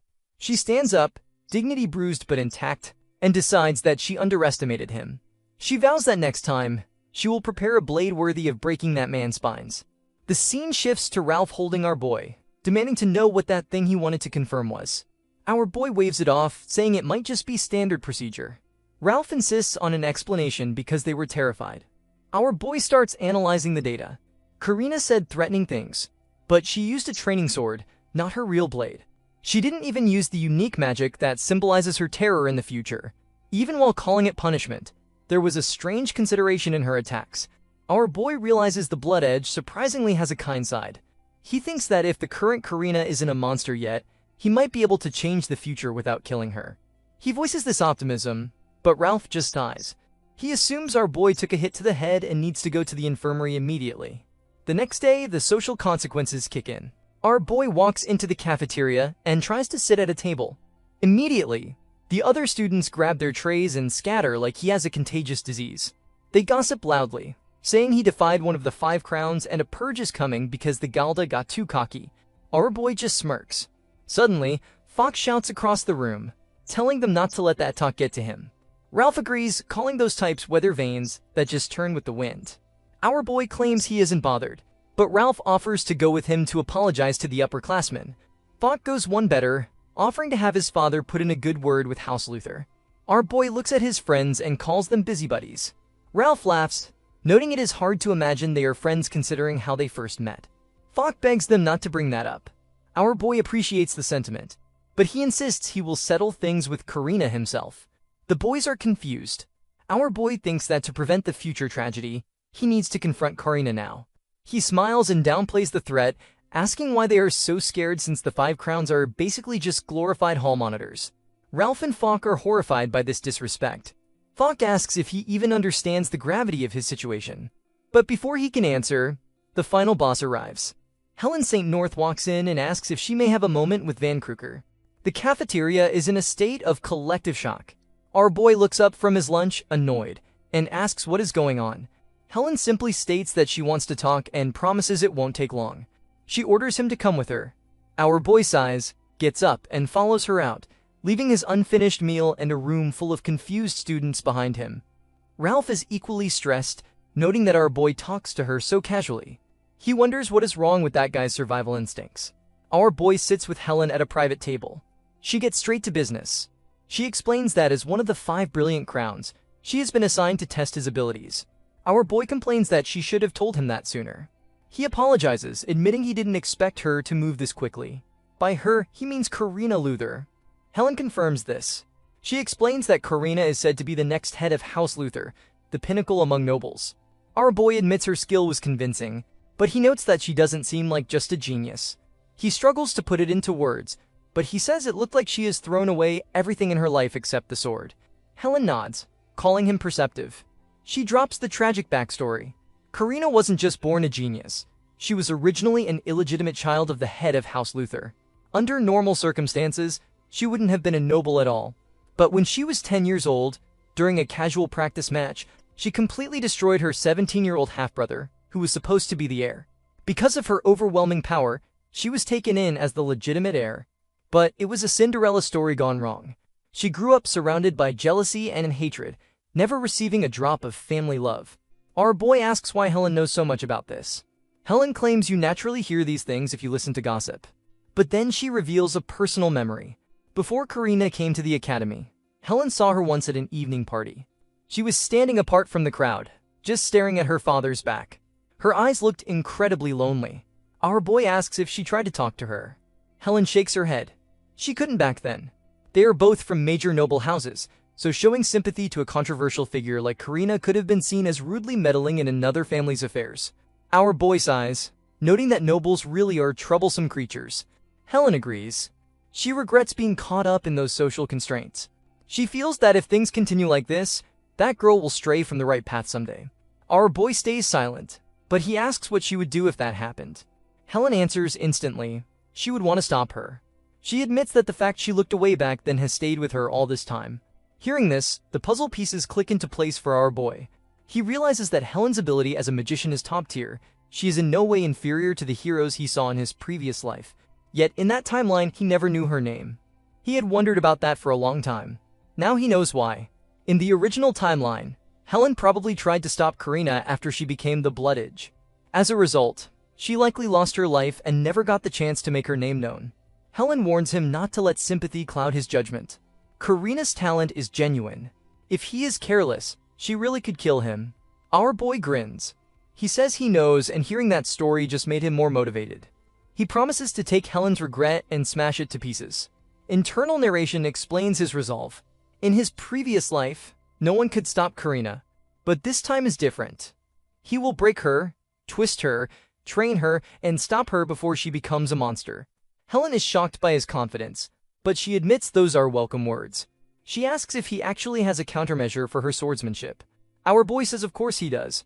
He tells her it is perfect timing and asks her to keep him company after class for practice. Cut to after class. Ralph and Fox are sneaking around like terrible spies. Ralph asks where Vern went. Fox scolds him, asking if peeping is a bit much, But Ralph counters that he is curious because our boy disappeared with the Ice Flower Lady the second class ended. They spot them in a courtyard. They are training. Our boy dodges a barrage of magic. Helen casts Ice Garden Thorns, sending a wave of sharp ice at him. Our boy doesn't retreat. He steps in and shatters the ice with his bare hands. The noble kids are shocked, wondering how he is doing that. Our boy stops, turns his head, and looks directly at the bushes where his friends are hiding. He smiles a terrifying smile. He calls out to them, saying, "You too." Perfect timing. He invites them to join the next attack, making it clear that volunteering was never optional. The scene shifts to the academy corridor, where the 8th prince decides to be a micromanager. He intercepts Karina and asks if she needs something, but what he really wants to know is why she hasn't crushed the Galda yet. Karina bows, maintaining perfect etiquette even while plotting violence. She says she will handle it very soon because the item she requested from her family has finally arrived. Right on cue, her purple-haired sidekick struggles into view, carrying a literal coffin on her back. She asks Lady Karina where she should take this massive piece of gothic luggage. Karina instructs her to take it to her room and to handle it with care. The prince looks at the macabre box. He admits he has heard rumors about this item before. Karina asks if he thinks this is overkill for a mere Galdar. The prince smiles, but it is not a nice smile. He says not at all. For someone like her, a beast cloud in human form, there is no storage container more fitting than a coffin. He grins, clearly enjoying the idea of unleashed violence. Next, we see a crowd of students gathering in front of the Academy's news board. A new proclamation has been posted.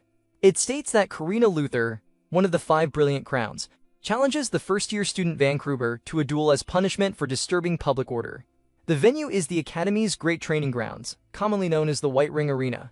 It is a sacred stage used for official duels and special trials. Basically, it is where students go to get publicly humiliated. We cut to the arena. The stands are packed with students who smell blood in the water. Our boy is down on the field, casually stretching his hamstrings. Ralph, Falk, and Helen are standing on the sidelines, acting as his corner team. Ralph notes that it is quite the crowd for a witness list, but the mood feels pretty grim. Falk agrees, pointing out that no one here actually thinks this is going to be a duel. They think it is going to be an execution. Helen confirms this. She explains that it isn't technically a duel, it is a punishment. Common sense dictates that a fight between a 5-crown and a Galdar can only be a one-sided slaughter. That is what everyone assumes. Ralph shrugs, saying maybe that is the common sense view. But Falk grins and says they know better. Our boy is not a man you can measure with common sense. Helen nods, but then she narrows her eyes. She points to a specific spot in the VIP section. The 8th prince is watching. She wonders why a prince would come to watch a lowly duel like this, unless he expects a show. Suddenly, the doors open and Karina enters. She is dragging the coffin behind her. The crowd gasps. Ralph asks what on earth that is. Helen sighs, realizing Karina actually brought that out. Our boy looks at the giant box and feigns shock. He asks if that is his coffin. He calls it pretty thoughtful of her to handle the funeral arrangements. Karina tells him to drop the jokes. She sneers that this coffin is far too good for someone like him. She opens it to reveal the contents. It isn't for a body. It is filled with swords. Helen explains the lore to the confused boys. It is a portable armory passed down by the Sword Saints of House Luther. Ralph stares at it and wonders what the Sword Saints were even thinking making something like that. It seems excessive for a school fight. Back on the ground, the trash talk begins. Karina declares she will make him regret ever setting foot in this academy. Our boy smirks. He retorts that she shouldn't be the one regretting it. He promises to smash that precious coffin of hers to pieces. Then, he looks around for a referee and asks how they get the signal to start. Karina doesn't wait for a bell. She shouts that it has already started and launches herself at our boy mid-sentence. The duel begins with zero chill. Karina launches herself at our boy, but he meets her aggression with a punch. She blocks it with her sword, proving her reflexes are sharper than her personality. The peanut gallery in the stands immediately loses their collective minds. They scream so fast, and instant movement magic, because apparently, in this kingdom, doing cardio is indistinguishable from sorcery. One student calls out the obvious, reminding everyone not to be stupid because Galda can't use magic. But logic has left the chat. Falk watches the fight and mutters that no matter how many times he sees it, it looks exactly like the high-level spell Phantom Step. Helen steps in to provide the commentary track. She explains that Phantom Step is just a fancy name for physics. Ralph asks what the heck that means because his brain is currently buffering. Helen breaks it down. Normally when people move, They kick off the ground like normal functioning bipeds. That creates a preparatory motion of tall, but our boy doesn't kick off. He slides his entire body forward using center of gravity manipulation and pelvic rotation. Basically, he is moonwalking forward at high speed. It is the visual equivalent of lag in a video game. Ralph stares blankly and admits that even with the explanation, he doesn't get it at all. Fox sighs, noting that it doesn't matter if they understand the math. The point is that from this distance, the movement is unreadable. Helen agrees, adding that for Karina, having it happen right in front of her face must look like he is teleporting. She recalls her own trauma from the Gouda forest, realizing she fell for the same trick. Falk analyzes the tactical situation. He thinks Van has the advantage at close range because a longsword is awkward to swing in a phone booth. The crowd thinks the same, expecting our boy to land a hit. But Karina decides to rewrite the rulebook. Just as our boy moves in to strike, thinking he is safe from the blade, she blocks and counters. She manages to slice our boy's arm slightly, forcing him to jump back. She smirks, asking if he thought he wouldn't get hurt just because he stayed close. Our boy smiles, ignoring the bleeding, and says, "Now we're talking." Ralph screams, half-swording. The narration pauses to educate us. Longswords have an unsharpened section near the hilt called the ricasso. Half-swording is a technique where you grip that section with one hand to control the sword like a spear or a lever at close range. Ralph is shocked. He says he has heard of this on the battlefield, where knights bash each other in the mud, but it is absolutely not the kind of technique a noble lady learns at finishing school. Fox realizes the rumors about her being the next sword saint aren't just marketing hype. Helen, however, grimaces. She notes that against Van, that was a bad move. Up in the VIP seats, the 8th prince is watching intently.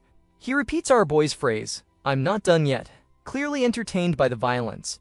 His purple-haired sidekick, let's call her Coffin Girl, provides the magical analysis. She explains that for magic users, attacks without magic power are extremely difficult to evade. They are trained to sense mana like a radar. That is precisely why Van's strikes, which contain absolutely zero magic, become unknowable attacks to them. She argues there is no way a strike using only physical strength can pierce Karina's magic defense. It should be like punching a tank. But down in the arena, reality is disagreeing with her theory. Karina blocks another hit, but suddenly, she feels a sharp pain. Her vision blurs for a second. She stumbles, completely confused. She asks our boy what he did.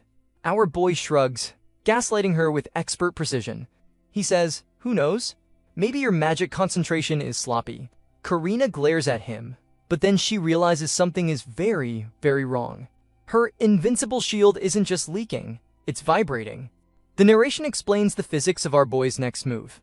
He uses empty palm. By utilizing wind pressure from a palm strike, he delivers a shockwave straight into her ear canal, scrambling the semicircular canals deep in her inner ear. Basically, he just gave her vertigo without even touching her head. The crowd is baffled, wondering why Lady Karina is stumbling back like she's dizzy. The 8th prince loses his temper. He stands up and shouts at her, demanding to know what she is doing and asking if she calls herself a noble with that pathetic display. The 9th prince, he just watches the scene with intense interest. Our boy asks if they should end this soon. The purple-haired Loki screams for Lady Karina. Our boy sees an opening and jumps forward to finish the fight. But Karina is done playing fair. She activates a massive magic circle. The ground shatters like cheap pottery. A shockwave blasts outward, pushing our boy back before he can land his hit. Ralph gapes, asking what just happened. Our boy analyzes the situation. All she did was swing a sword downward, yet the raw magic power was enough to shake him to the core of his body. However, the sword Karina held crumbles into dust. Karina explains that this is why generations of sword saints acquire the sword coffin.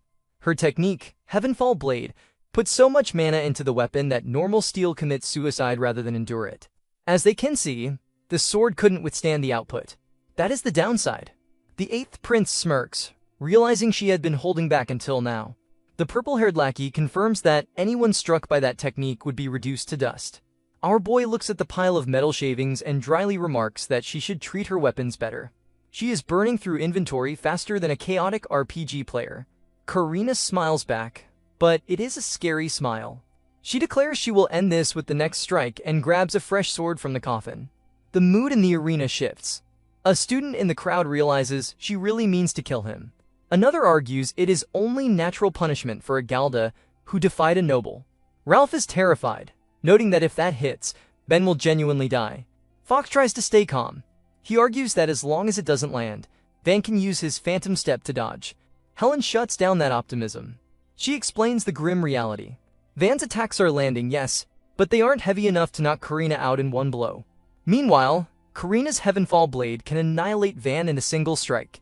Strategy-wise, Karina will intentionally take a hit just to land her nuke point blank. Even if he dodges a direct hit, the shockwave alone at that range would turn his internal organs into soup since he has no magic defense. Fop pales. He asks what Van can possibly do then. Back in the duel, Karina offers an ultimatum. She tells him one last time to accept the status befitting his birth. If he does that, she will spare his life. Our boy sighs. He asks if she is really that obsessed with status. Karina doubles down. She preaches that magical strength is determined by bloodline, and that is the very foundation of the kingdom's order. Our boy smirks. He calls that a textbook noble answer. Then, he decides to aim for the emotional jugular. He asks her if she really thinks becoming a true noble will make her dear father finally acknowledge her. Karina freezes. Our boy drops the bomb. He reveals that he knows the truth. She is half commoner, isn't she? That is why she is trying so hard to become a real noble, desperate for daddy's validation. Karina snaps. Hearing her deepest insecurity broadcasted in public breaks her composure completely. She screams, "You," and begins charging an absurd amount of power into her blade. Fok watches from the stands, confused. He wonders what they are talking about, but he realizes Van is deliberately provoking her. He is trying to draw out a serious no-holding-back strike. Fox wonders why he would do that. Then he realizes Van is planning to use that move. He needs her to commit fully so he can counter it. Karina decides to monologue while she charges up her murder weapon. She claims that she felt sympathy for our boy because he is of foreign substance that slipped into noble society, just like she was. She insists that she planned to settle this without killing him. But since he didn't appreciate her kindness and insulted her instead, she has no choice. She screams that she will kill him as he wishes. She unleashes the Heavenfall Blade. But then the impossible happens. Our boy stops the Heavenfall Blade with his bare palms. The crowd loses their minds. Someone shouts about sword-notch disarming, while another screams that such a technique shouldn't work in real combat against a nuke. The narration steps in to explain the physics, because what just happened is realistically impossible. Stopping a descending blade with your hands usually results in losing your hands. But our boy used a technique called steel grip, zero-style grasp. First, he matched the relative speed between his hands and the blade as closely as possible. Then, in the fleeting instant of contact before the sword completed its downswing, he broke, dispersed, and absorbed the force. It is the same move that humbled Helen's ice spears, and now it has completely nullified Karina's ultimate attack. Karina is stunned. Her tremendous power was just killed instantly. She stammers that it is impossible. Our boy doesn't give her time to process the physics lesson. He shoves her backward. She flies back toward her coffin and hits the ground on her knees. She coughs up blood, completely confused. The spectators are having an existential crisis.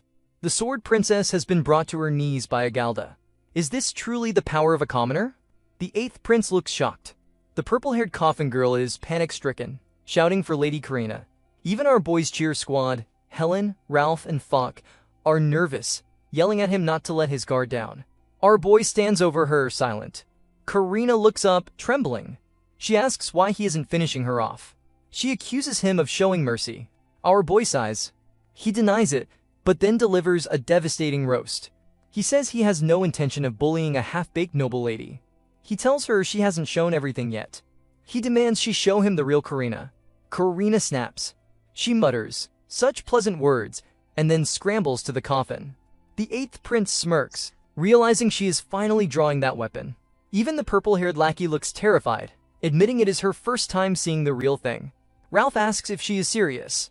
Fok confirms that, even though he isn't a swordsman, he has heard of it. Helen nods grimly. It is one of the famous swords of the country, the signature blade of the Sword Saint, the Sterninklang or Story Sword. The narration explains that it is a spring sword made of extremely thin, flexible special metal. It acts like a whip of razor-sharp steel. Our boy recognizes it instantly. In his previous life, this weapon wasn't called the Starry Sword. It was known as the Massacre Sword Bloodchain. Karina stands up, radiating a terrifying red aura of killing intent. She tells him she will show him exactly what she sacrificed to stand here. Our boy doesn't flinch. He simply says, "Yeah, I'll witness it all." Karina declares that this is her full power. She challenges him to withstand it if he can. She swings her blade, and the air explodes with red circles of mana. Ralph stares at the light show and asks what the hell that is. He questions if that even counts as swordsmanship anymore.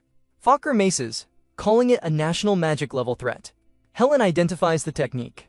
It is the secret art, Circle Requiem. It is an ultimate technique that only the head of the Luther family can reach. It amplifies the spring sword's flexibility with magic power, driving the blade tip to supersonic speeds. Basically, she has turned her sword into a blender made of hate. Karina announces the dance of the circus. She claims that anyone who enters this domain, be it flame or lightning, will be cut down equally. She warns him that the field will expand to cover the entire arena. She graciously allows him to run away, but warns that if he stays, there won't even be bones left. Our boy yawns. He says there is no need to bother explaining it. He tells her he will come to her instead. He begins walking straight into the meat grinder. Internally, he admits it is fast, but it is not completely invisible. The narration explains his countermeasure, sense acceleration, Shika.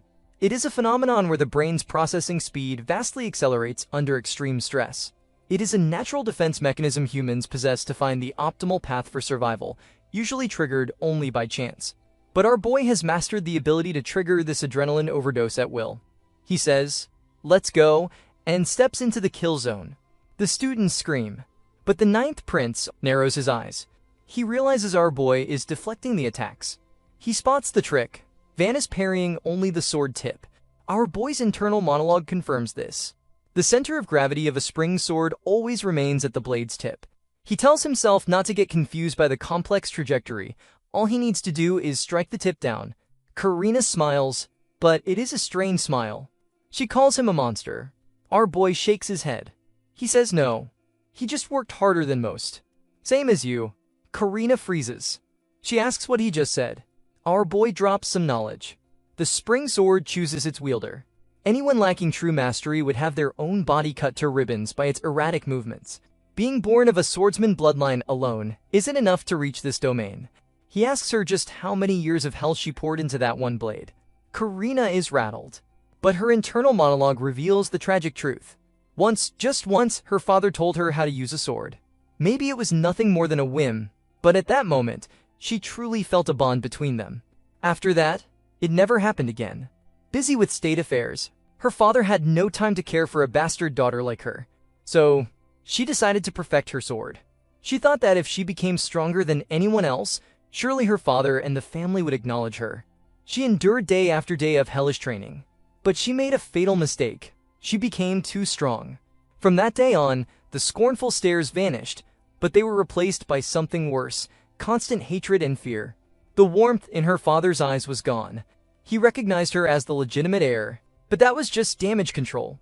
To keep the family peace, to restrain the true-born children and console their mother, turning his back on Karina was the right political choice. That was when she realized that the only thing she had left was the sword. She decided that her existence would allow no denial. She would prove her worth with undeniable might. It was the only way to force her father and her house to look at her. Back in the present, she snaps. She shouts at our boy, asking what he could possibly know about this. She slashes him, cutting his cheek. But the crowd gasps. Our boy is advancing through the storm of slashes like he is taking a casual stroll in the rain. Karina starts to panic. She asks why he is going this far. Everyone else has always fled before her sword. She screams at him. Why? He is a man without magic. So why won't he back down? Karina screams that this is her full power, unleashing a storm of magic slashes. But our boy walks through it like he is commuting to work. He thinks about his mission. Yes, he wants to prevent the future rebellion, but it is not just about politics anymore. He looks at Karina and sees a reflection of his past self. Someone desperately hunting for power, only to be exploited by evil people and end up with nothing to show for it but scars. He knows that suffering better than anyone. He realizes there is someone crying alone at the center of this storm of blades. He asks himself, how could he just leave her there? He tells her she is crying. Karina snaps back, denying it instantly. But our boy corrects her. He says she might not be shedding tears, but her sword is screaming in her place. He translates the noise for her. Is this still not enough? Why won't you acknowledge me? That is what her blade is shouting. Karina grits her teeth, furious. She asks what a stranger could possibly know about her. She insists that this violence is all she has to become strong enough to make the entire House Luther bow down. Our boy takes a few superficial slashes to his body, ignoring the pain. He admits he doesn't know everything, but he looks her in the eye and drops some life advice. He tells her that her worth isn't decided by anyone else. The sweat and tears she shed, the weight of every swing she made as if carving away her own soul, no one can deny that value, even if no one acknowledges it. He declares that, to him at least, she's the finest magic swordsman he has ever seen. Karina freezes. Hearing this, a memory unlocks in her mind. She remembers her father's voice. He told her to listen well. He taught her that even when cutting down enemies, she must never swing her sword in anger or hatred. And noble, even in the midst of battle, must always carry pride in their heart. That is the true sword of House Luther. Our boy stops her rampage, not with force, but with words. We see Karina's eyes welling up. She thinks that that was what her father was trying to teach her back then. It wasn't about gaining someone else's acknowledgement. It was about having something to hold in her heart to remain herself. She realizes she had thrown that lesson away on her own. She discarded the one thing her father actually gave her. The red aura vanishes. She lowers her stance, leaving the hatred on the ground. She thanks Van Krieger. She tells him he helped her remember the sword she truly wanted to wield. She declares that this time, she will put everything into this one technique. She asks if he can receive it. Our boy smiles and prepares himself. He says, "Gladly." The crowd watches in silence. Karina executes a simple overhead slash. It lacks the flashy red magic circles, but it is a strike that has reached the pinnacle of refinement. It is the only technique her father ever taught her. Our boy catches the intention and the blade. He thinks, so this is the real you. The duel ends. Our boy stands over her, but instead of finishing her off, he extends a hand to help her up. He tells her, "Same to you." That was a magnificent sword, Karina. The students are in shock. They try to process the fact that a 5 crown was defeated by a first year, and a Galda at that. The silence stretches out, heavy and awkward. Then, a slow clap breaks the tension. It is Prince Heinz, the blonde trader who sold our boy out in his previous life. He starts clapping enthusiastically. The rest of the crowd, following the royal cue, begins to applaud as well. Our boy helps Karina to her feet while the villain cheers for them. The day after his legendary showdown, our boy is already back on his feet and looking like he didn't just spend a previous afternoon walking through a magical blender. He's hanging out with his 2 noble sidekicks, Ralph and Falk, who are currently hovering over him with the energy of golden retrievers who just found a tennis ball. He gives a casual flex to prove his injuries are history, explaining that the Academy healers worked their magic and left him without a single scratch. Fox is practically vibrating with excitement, insisting that yesterday's fight was a historic event that will be whispered about for generations, but our hero tries to play it cool. He claims it was just a simple duel, but his friends aren't having it. They point out that a first-year student flattening one of the 5 brilliant crowns is less of a duel and more of a glitch in the simulation. Their fanboying is cut short when Fox spots a familiar head of pink hair lurking under a tree nearby. It's the Thousand-Blade Sword Princess herself, and she's looking surprisingly healthy for someone who just got humbled in front of the entire student body. The sidekicks immediately go into a full-blown panic, wondering if she's already back for a round 2 revenge match, but our boy just offers a casual greeting like they're old gym buddies. She approaches with a face as serious as a tax audit, immediately scolding him for being late with his greetings and having a terrible attitude. When he jokingly asks if he's in for another punishment, she drops a bombshell. With a face that's currently doing its best impression of a ripe tomato, she points a finger and declares that she is making him her new squire. The confusion in the air is thick enough to cut with a sword. In this academy, the squire system is a fancy way for upperclassmen to adopt a junior, acting as their mentor and supervisor. In reality, she's basically announcing that she's going to be his shadow from here on out, so she can personally correct his behavior. Our boy realizes this is just a polite way of saying he's under 24-hour surveillance, and the thought makes him look like a Windows update that just got stuck at 99%. While he's internally screaming at the lack of privacy, his noble friends are actually whispering that this is a top-tier deal. They figure that as long as the Sword Princess is looking after him, nobody else in the school will dare to touch him. The princess tells him he should feel absolutely honored to be taken under her wing and demands he swear his loyalty right then and there. Our boy, who values his freedom more than a royal title, gives a very polite refusal and immediately activates his secret technique of running away at high speed. He shouts that he can't stand being monitored by anyone as he bolts for the horizon, leaving her completely stunned. She isn't about to let her new project escape that easily and starts sprinting after him, shouting that he can't just run away from her guidance. Watching the high-speed chase, his friends start to suspect that this isn't about training at all and that the princess might actually have a massive crush on the guy who just beat her. Meanwhile, the vibe is much darker over at the elite meeting of the 5 Brilliant Crowns. Prince Leonis is currently having a physical reaction to his own anger, fuming that a mere member of a slave race managed to defeat a noble. To him, this isn't just a loss, it's a disgrace that threatens the entire foundation of their society. He believes the hierarchy is built on magic power, and if a commoner without a drop of mana can win, then the royal family's right to rule starts to look like a house of cards. He slams his fist into the table, convinced that the Ice Flower Lady is trying to dismantle the nobility by letting our boy enroll in the first place. The purple-haired guy with the indoor sunglasses is busy wondering where a random kid learned to fight like a master assassin, but the red-headed elite, Amelia, isn't impressed. She sips her tea with the grace of someone who thinks everyone else is a peasant, arguing that our boy's techniques are no threat to real nobles. In her eyes, a true leader is a shield and a hammer designed to crush monster armies, while our boy is just a glorified street fighter who would be useless in a real war. She claims he's only suited to be an assassin and can never replace the pillars of the nation. To prove her point, she suggests using the upcoming Legion training to expose his limits. This is a practical combat exercise where students form units to hunt magical beasts, and she plans to draft him into her squad just to humiliate him on a grand scale. The plot thickens when the blonde traitor, Prince Hines, strolls into the room like he's posing for a motivational thumbtack. Despite this being an exclusive room for the top elites, he flashes a smile and asks if he and his friends can join Amelia's unit for the training.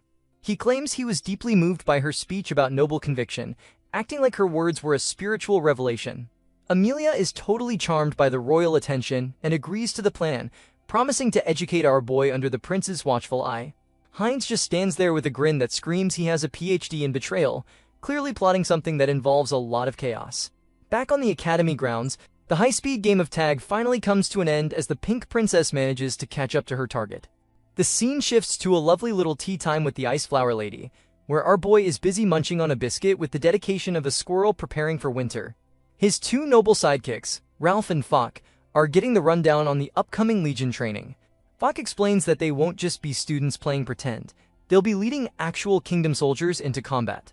Our boy pauses his chewing just long enough to clarify that this is basically an internship for commanders, and Helen confirms it. She drops the details, saying the operation area is the Lament Wetlands, a magical wasteland that sounds exactly as cheerful as its name implies. The narration clarifies that these wastelands are infused with heavy magic power, similar to the forest from the entrance exam, but on a much nastier scale.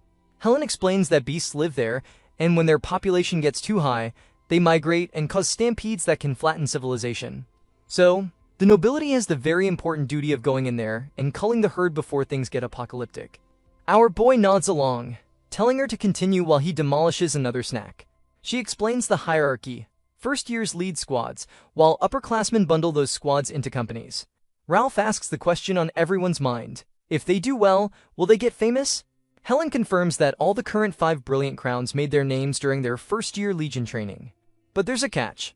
The upperclassmen get to nominate who they want in their companies. Our boy immediately assumes he's going to be picked last, like the kid with a contagious rash in gym class. He figures a Galda like him will end up with the leftovers, but Helen corrects him. It turns out plenty of seniors actually want to recruit him. Our boy looks confused, so the sidekicks have to spell it out. He's the guy who humbled the sword princess and took down a demon. To the student body, he's a mystery wrapped in an enigma who destroys people without using a drop of magic. Our boy is speechless. In his previous life, he was treated like furniture. Now he's the popular kid.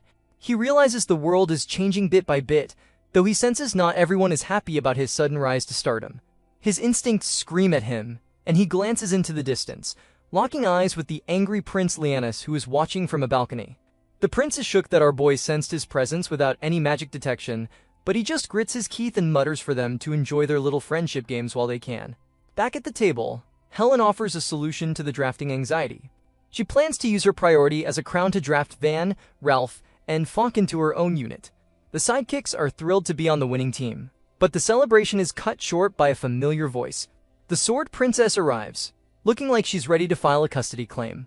She announces that supervising Van is her responsibility since he is her squire, so naturally, he'll be under her command. Our boy immediately shouts that he already refused that offer, but nobody is listening. Helen laughs, saying that sounds interesting too, completely ignoring our boy's desperate attempts to advocate for his own freedom. Several days later, the squad gathers around the bulletin board to see their official assignments. The crowd is huge, and Falk notes that being nominated by a prestigious upperclassman is a massive honor. They scan the list for Helen's unit, assuming they are all safe and sound. But our boy stops. His name isn't there. He checks the Sword Princess's unit. Not there either. With a sinking feeling, he points a finger toward the 5th company. Ralph and Fox turn pale. They ask if this is some kind of sick joke because the commander of the 5th company is none other than Amelia Rosen, the red-headed elite who thinks commoners should be used as pavement. But it gets worse. Fox points to the name right next to Vance. It's Prince Hines. Our boy stares at the boar, realizing he has been drafted into a nightmare blunt rotation with the traitor from his past life and the woman who wants to destroy his future. Right on cue, the blonde traitor strolls up with Amelia, smiling like a shark that just spotted a wounded seal. He says what a lovely coincidence this is, while our boy turns to look at him with a face that suggests he just swallowed a lemon whole. Prince Hines and the red-headed elite approach our boy with the energy of a corporate HR department about to deliver bad news.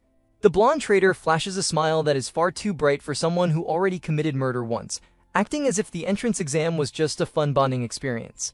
He extends a hand for a shake, suggesting they work together and do their best, but our boy responds with the conversational energy of a brick wall. He stares at the hand like it's a suspicious piece of trash and gives a short, dry confirmation without actually touching him. The red-headed commander, Amelia Rodenwald, steps in to introduce herself as one of the 5 brilliant crowns. Our boy offers a polite bow and an apology for being late to the party, which Amelia dismisses with a wave. She claims she isn't a fan of stiff formalities, but she immediately follows that up by telling him to remember his place as a lowly Galda. In her mind, his only job is to stay out of the way and follow her instructions like a good little scout. Before the vibe can get any more toxic, Helen, the recruiter who basically hand-delivered our boy to this academy, steps in to ask if Amelia is being a bit too aggressive. Amelia doesn't back down, arguing that her elitism is actually a form of kindness. She genuinely believes that people without magic are just walking death traps who endanger the entire unit, so she's generously assigning him to sentry duty. Our boy realizes Amelia is the most annoying type of person to deal with, because her eyes hold zero malice. She isn't being mean for fun. She truly, deeply believes she's right. Our boy tells her that fulfilling a role is important, and that's exactly why he bothered to show up at this academy in the first place. He thinks back to Helen's advice about how magic isn't the only way to reach the top, and he tells Amelia to use those elitist eyes of hers to watch him prove he isn't just dead weight. Amelia just turns her back on him and leaves, with the blonde traitor trailing behind her like a loyal puppy. Hind pauses just long enough to give our boy a fake nice don't worry speech, promising his abilities will surely be useful later in a tone that suggests he's already planning the funeral. As they depart, the pink-haired princess and Helen watch from the sidelines. The princess suspects the prince is up to his usual schemes, and Helen realizes the blonde traitor must have pulled some major strings with the faculty to mess with these assignments. While they worry about the politics, our boy is busy having a flashback to his previous life. He remembers that the upcoming mission to the Lament Wetlands was a total disaster, a historical delete-all event where a new species of monster wiped out nearly everyone and eventually led to a civil war. Ralph and Fox come over to check on his mental health, but our boy is too busy calculating survival rates. He realizes his original plan to hide behind the heavy hitters is officially ruined. If that new monster shows up, his golden retriever sidekicks won't make it out without a scratch. He's currently stuck in a unit where he's being treated like the help, and the actual danger is about to hit levels no one is prepared for. When the time comes to move out, Amelia gives a grand, heroic speech about noble pride and soldierly resolve that gets the army shouting with excitement. However, the soldiers actually assigned to our boy's squad are having a collective meltdown. They aren't even bothering to whisper their complaints, openly mocking the fact that they have to serve under an unarmed Galdo with no magic. They're basically treating him like an expandable pawn before the fight even starts. Our boy listens to them talk trash and decides he's had enough of the commentary. He steps up and informs them that he is their leader now, and from this moment forward, the talking phase is over. He tells them to shut up and focus on the mission like they actually belong in the kingdom's army. As the soldiers go silent and try to look smug, Amelia watches the low morale mess from a distance. To her, the fact that our boy was stuck with the bottom of the barrel rejects who have zero hope for advancement is just proof that he's already hit his ceiling as a commander. Amelia wastes no time and orders the march to begin with a shout that gets the entire army roaring in agreement, except for our boy's squad. His team remains dead silent, radiating the collective enthusiasm of people headed to attack's audit. As they trek through the forest, the red-headed commander finally calls for a short break, and the blonde trader immediately launches into his perfect prince routine. Heinz goes around telling everyone to stay hydrated and keep their eyes peeled, acting like the world's most polished camp counselor. While other team leaders are busy checking equipment and checking in on their soldiers' mental health, our boy's unit is sitting in a puddle of their own misery. The soldiers in his team are busy roasting him behind his back, complaining that he's making them walk while he enjoys the view from the back of a horse. One of them finally snaps and asks if the captain has anything to say for himself. Our boy calmly notes that since they clearly have a lot on their chests, he's willing to listen just this once. The soldiers start screaming about their gear being trash, and the fact that their leader is a magicless Galda. He's convinced the academy is just using them as meat shields for the nobles, and he's currently having a private crisis about his survival prospects. Our boy hops off his horse and tells them that while he understands their anxiety, they are deeply mistaken about how this is going to go. He realizes that words are wasted on them, so he decides to give them a live demonstration. He invites the entire squad to come at him all at once, which naturally confuses the hell out of them. One frustrated soldier decides he's had enough and tries to turn our boy into a human shish kebab, but our boy just catches the blade with his bare hands as if he's catching a falling leaf. While the soldier is still processing the fact that his captain's hands are apparently made of reinforced steel, our boy borrows the sword and shoves the man to the ground. He asks the rest of the squad if they're going to join the party, but they're all too busy having their souls leave their bodies for a permanent vacation. To drive the point home, he takes the worn-out sword and turns a nearby tree into firewood with one single, effortless slash. The soldiers, and even people from the other teams, are suddenly looking at him with the kind of admiration usually reserved for rock stars. He hands the sword back, admitting it's a bit old but still gets the job done. He explains that he chose his current fighting style after mastering every weapon in the book and promises he won't let them die for nothing, unless they're stupid enough to go become monster food on their own. Up on a nearby hill, the red-headed commander is watching this entire display with a look of pure judgment. Amelia thinks he's an amateur for leading through fear and intimidation, convinced that a unit built on chains will just betray him the second things get messy. In her mind, our boy has already failed as a leader.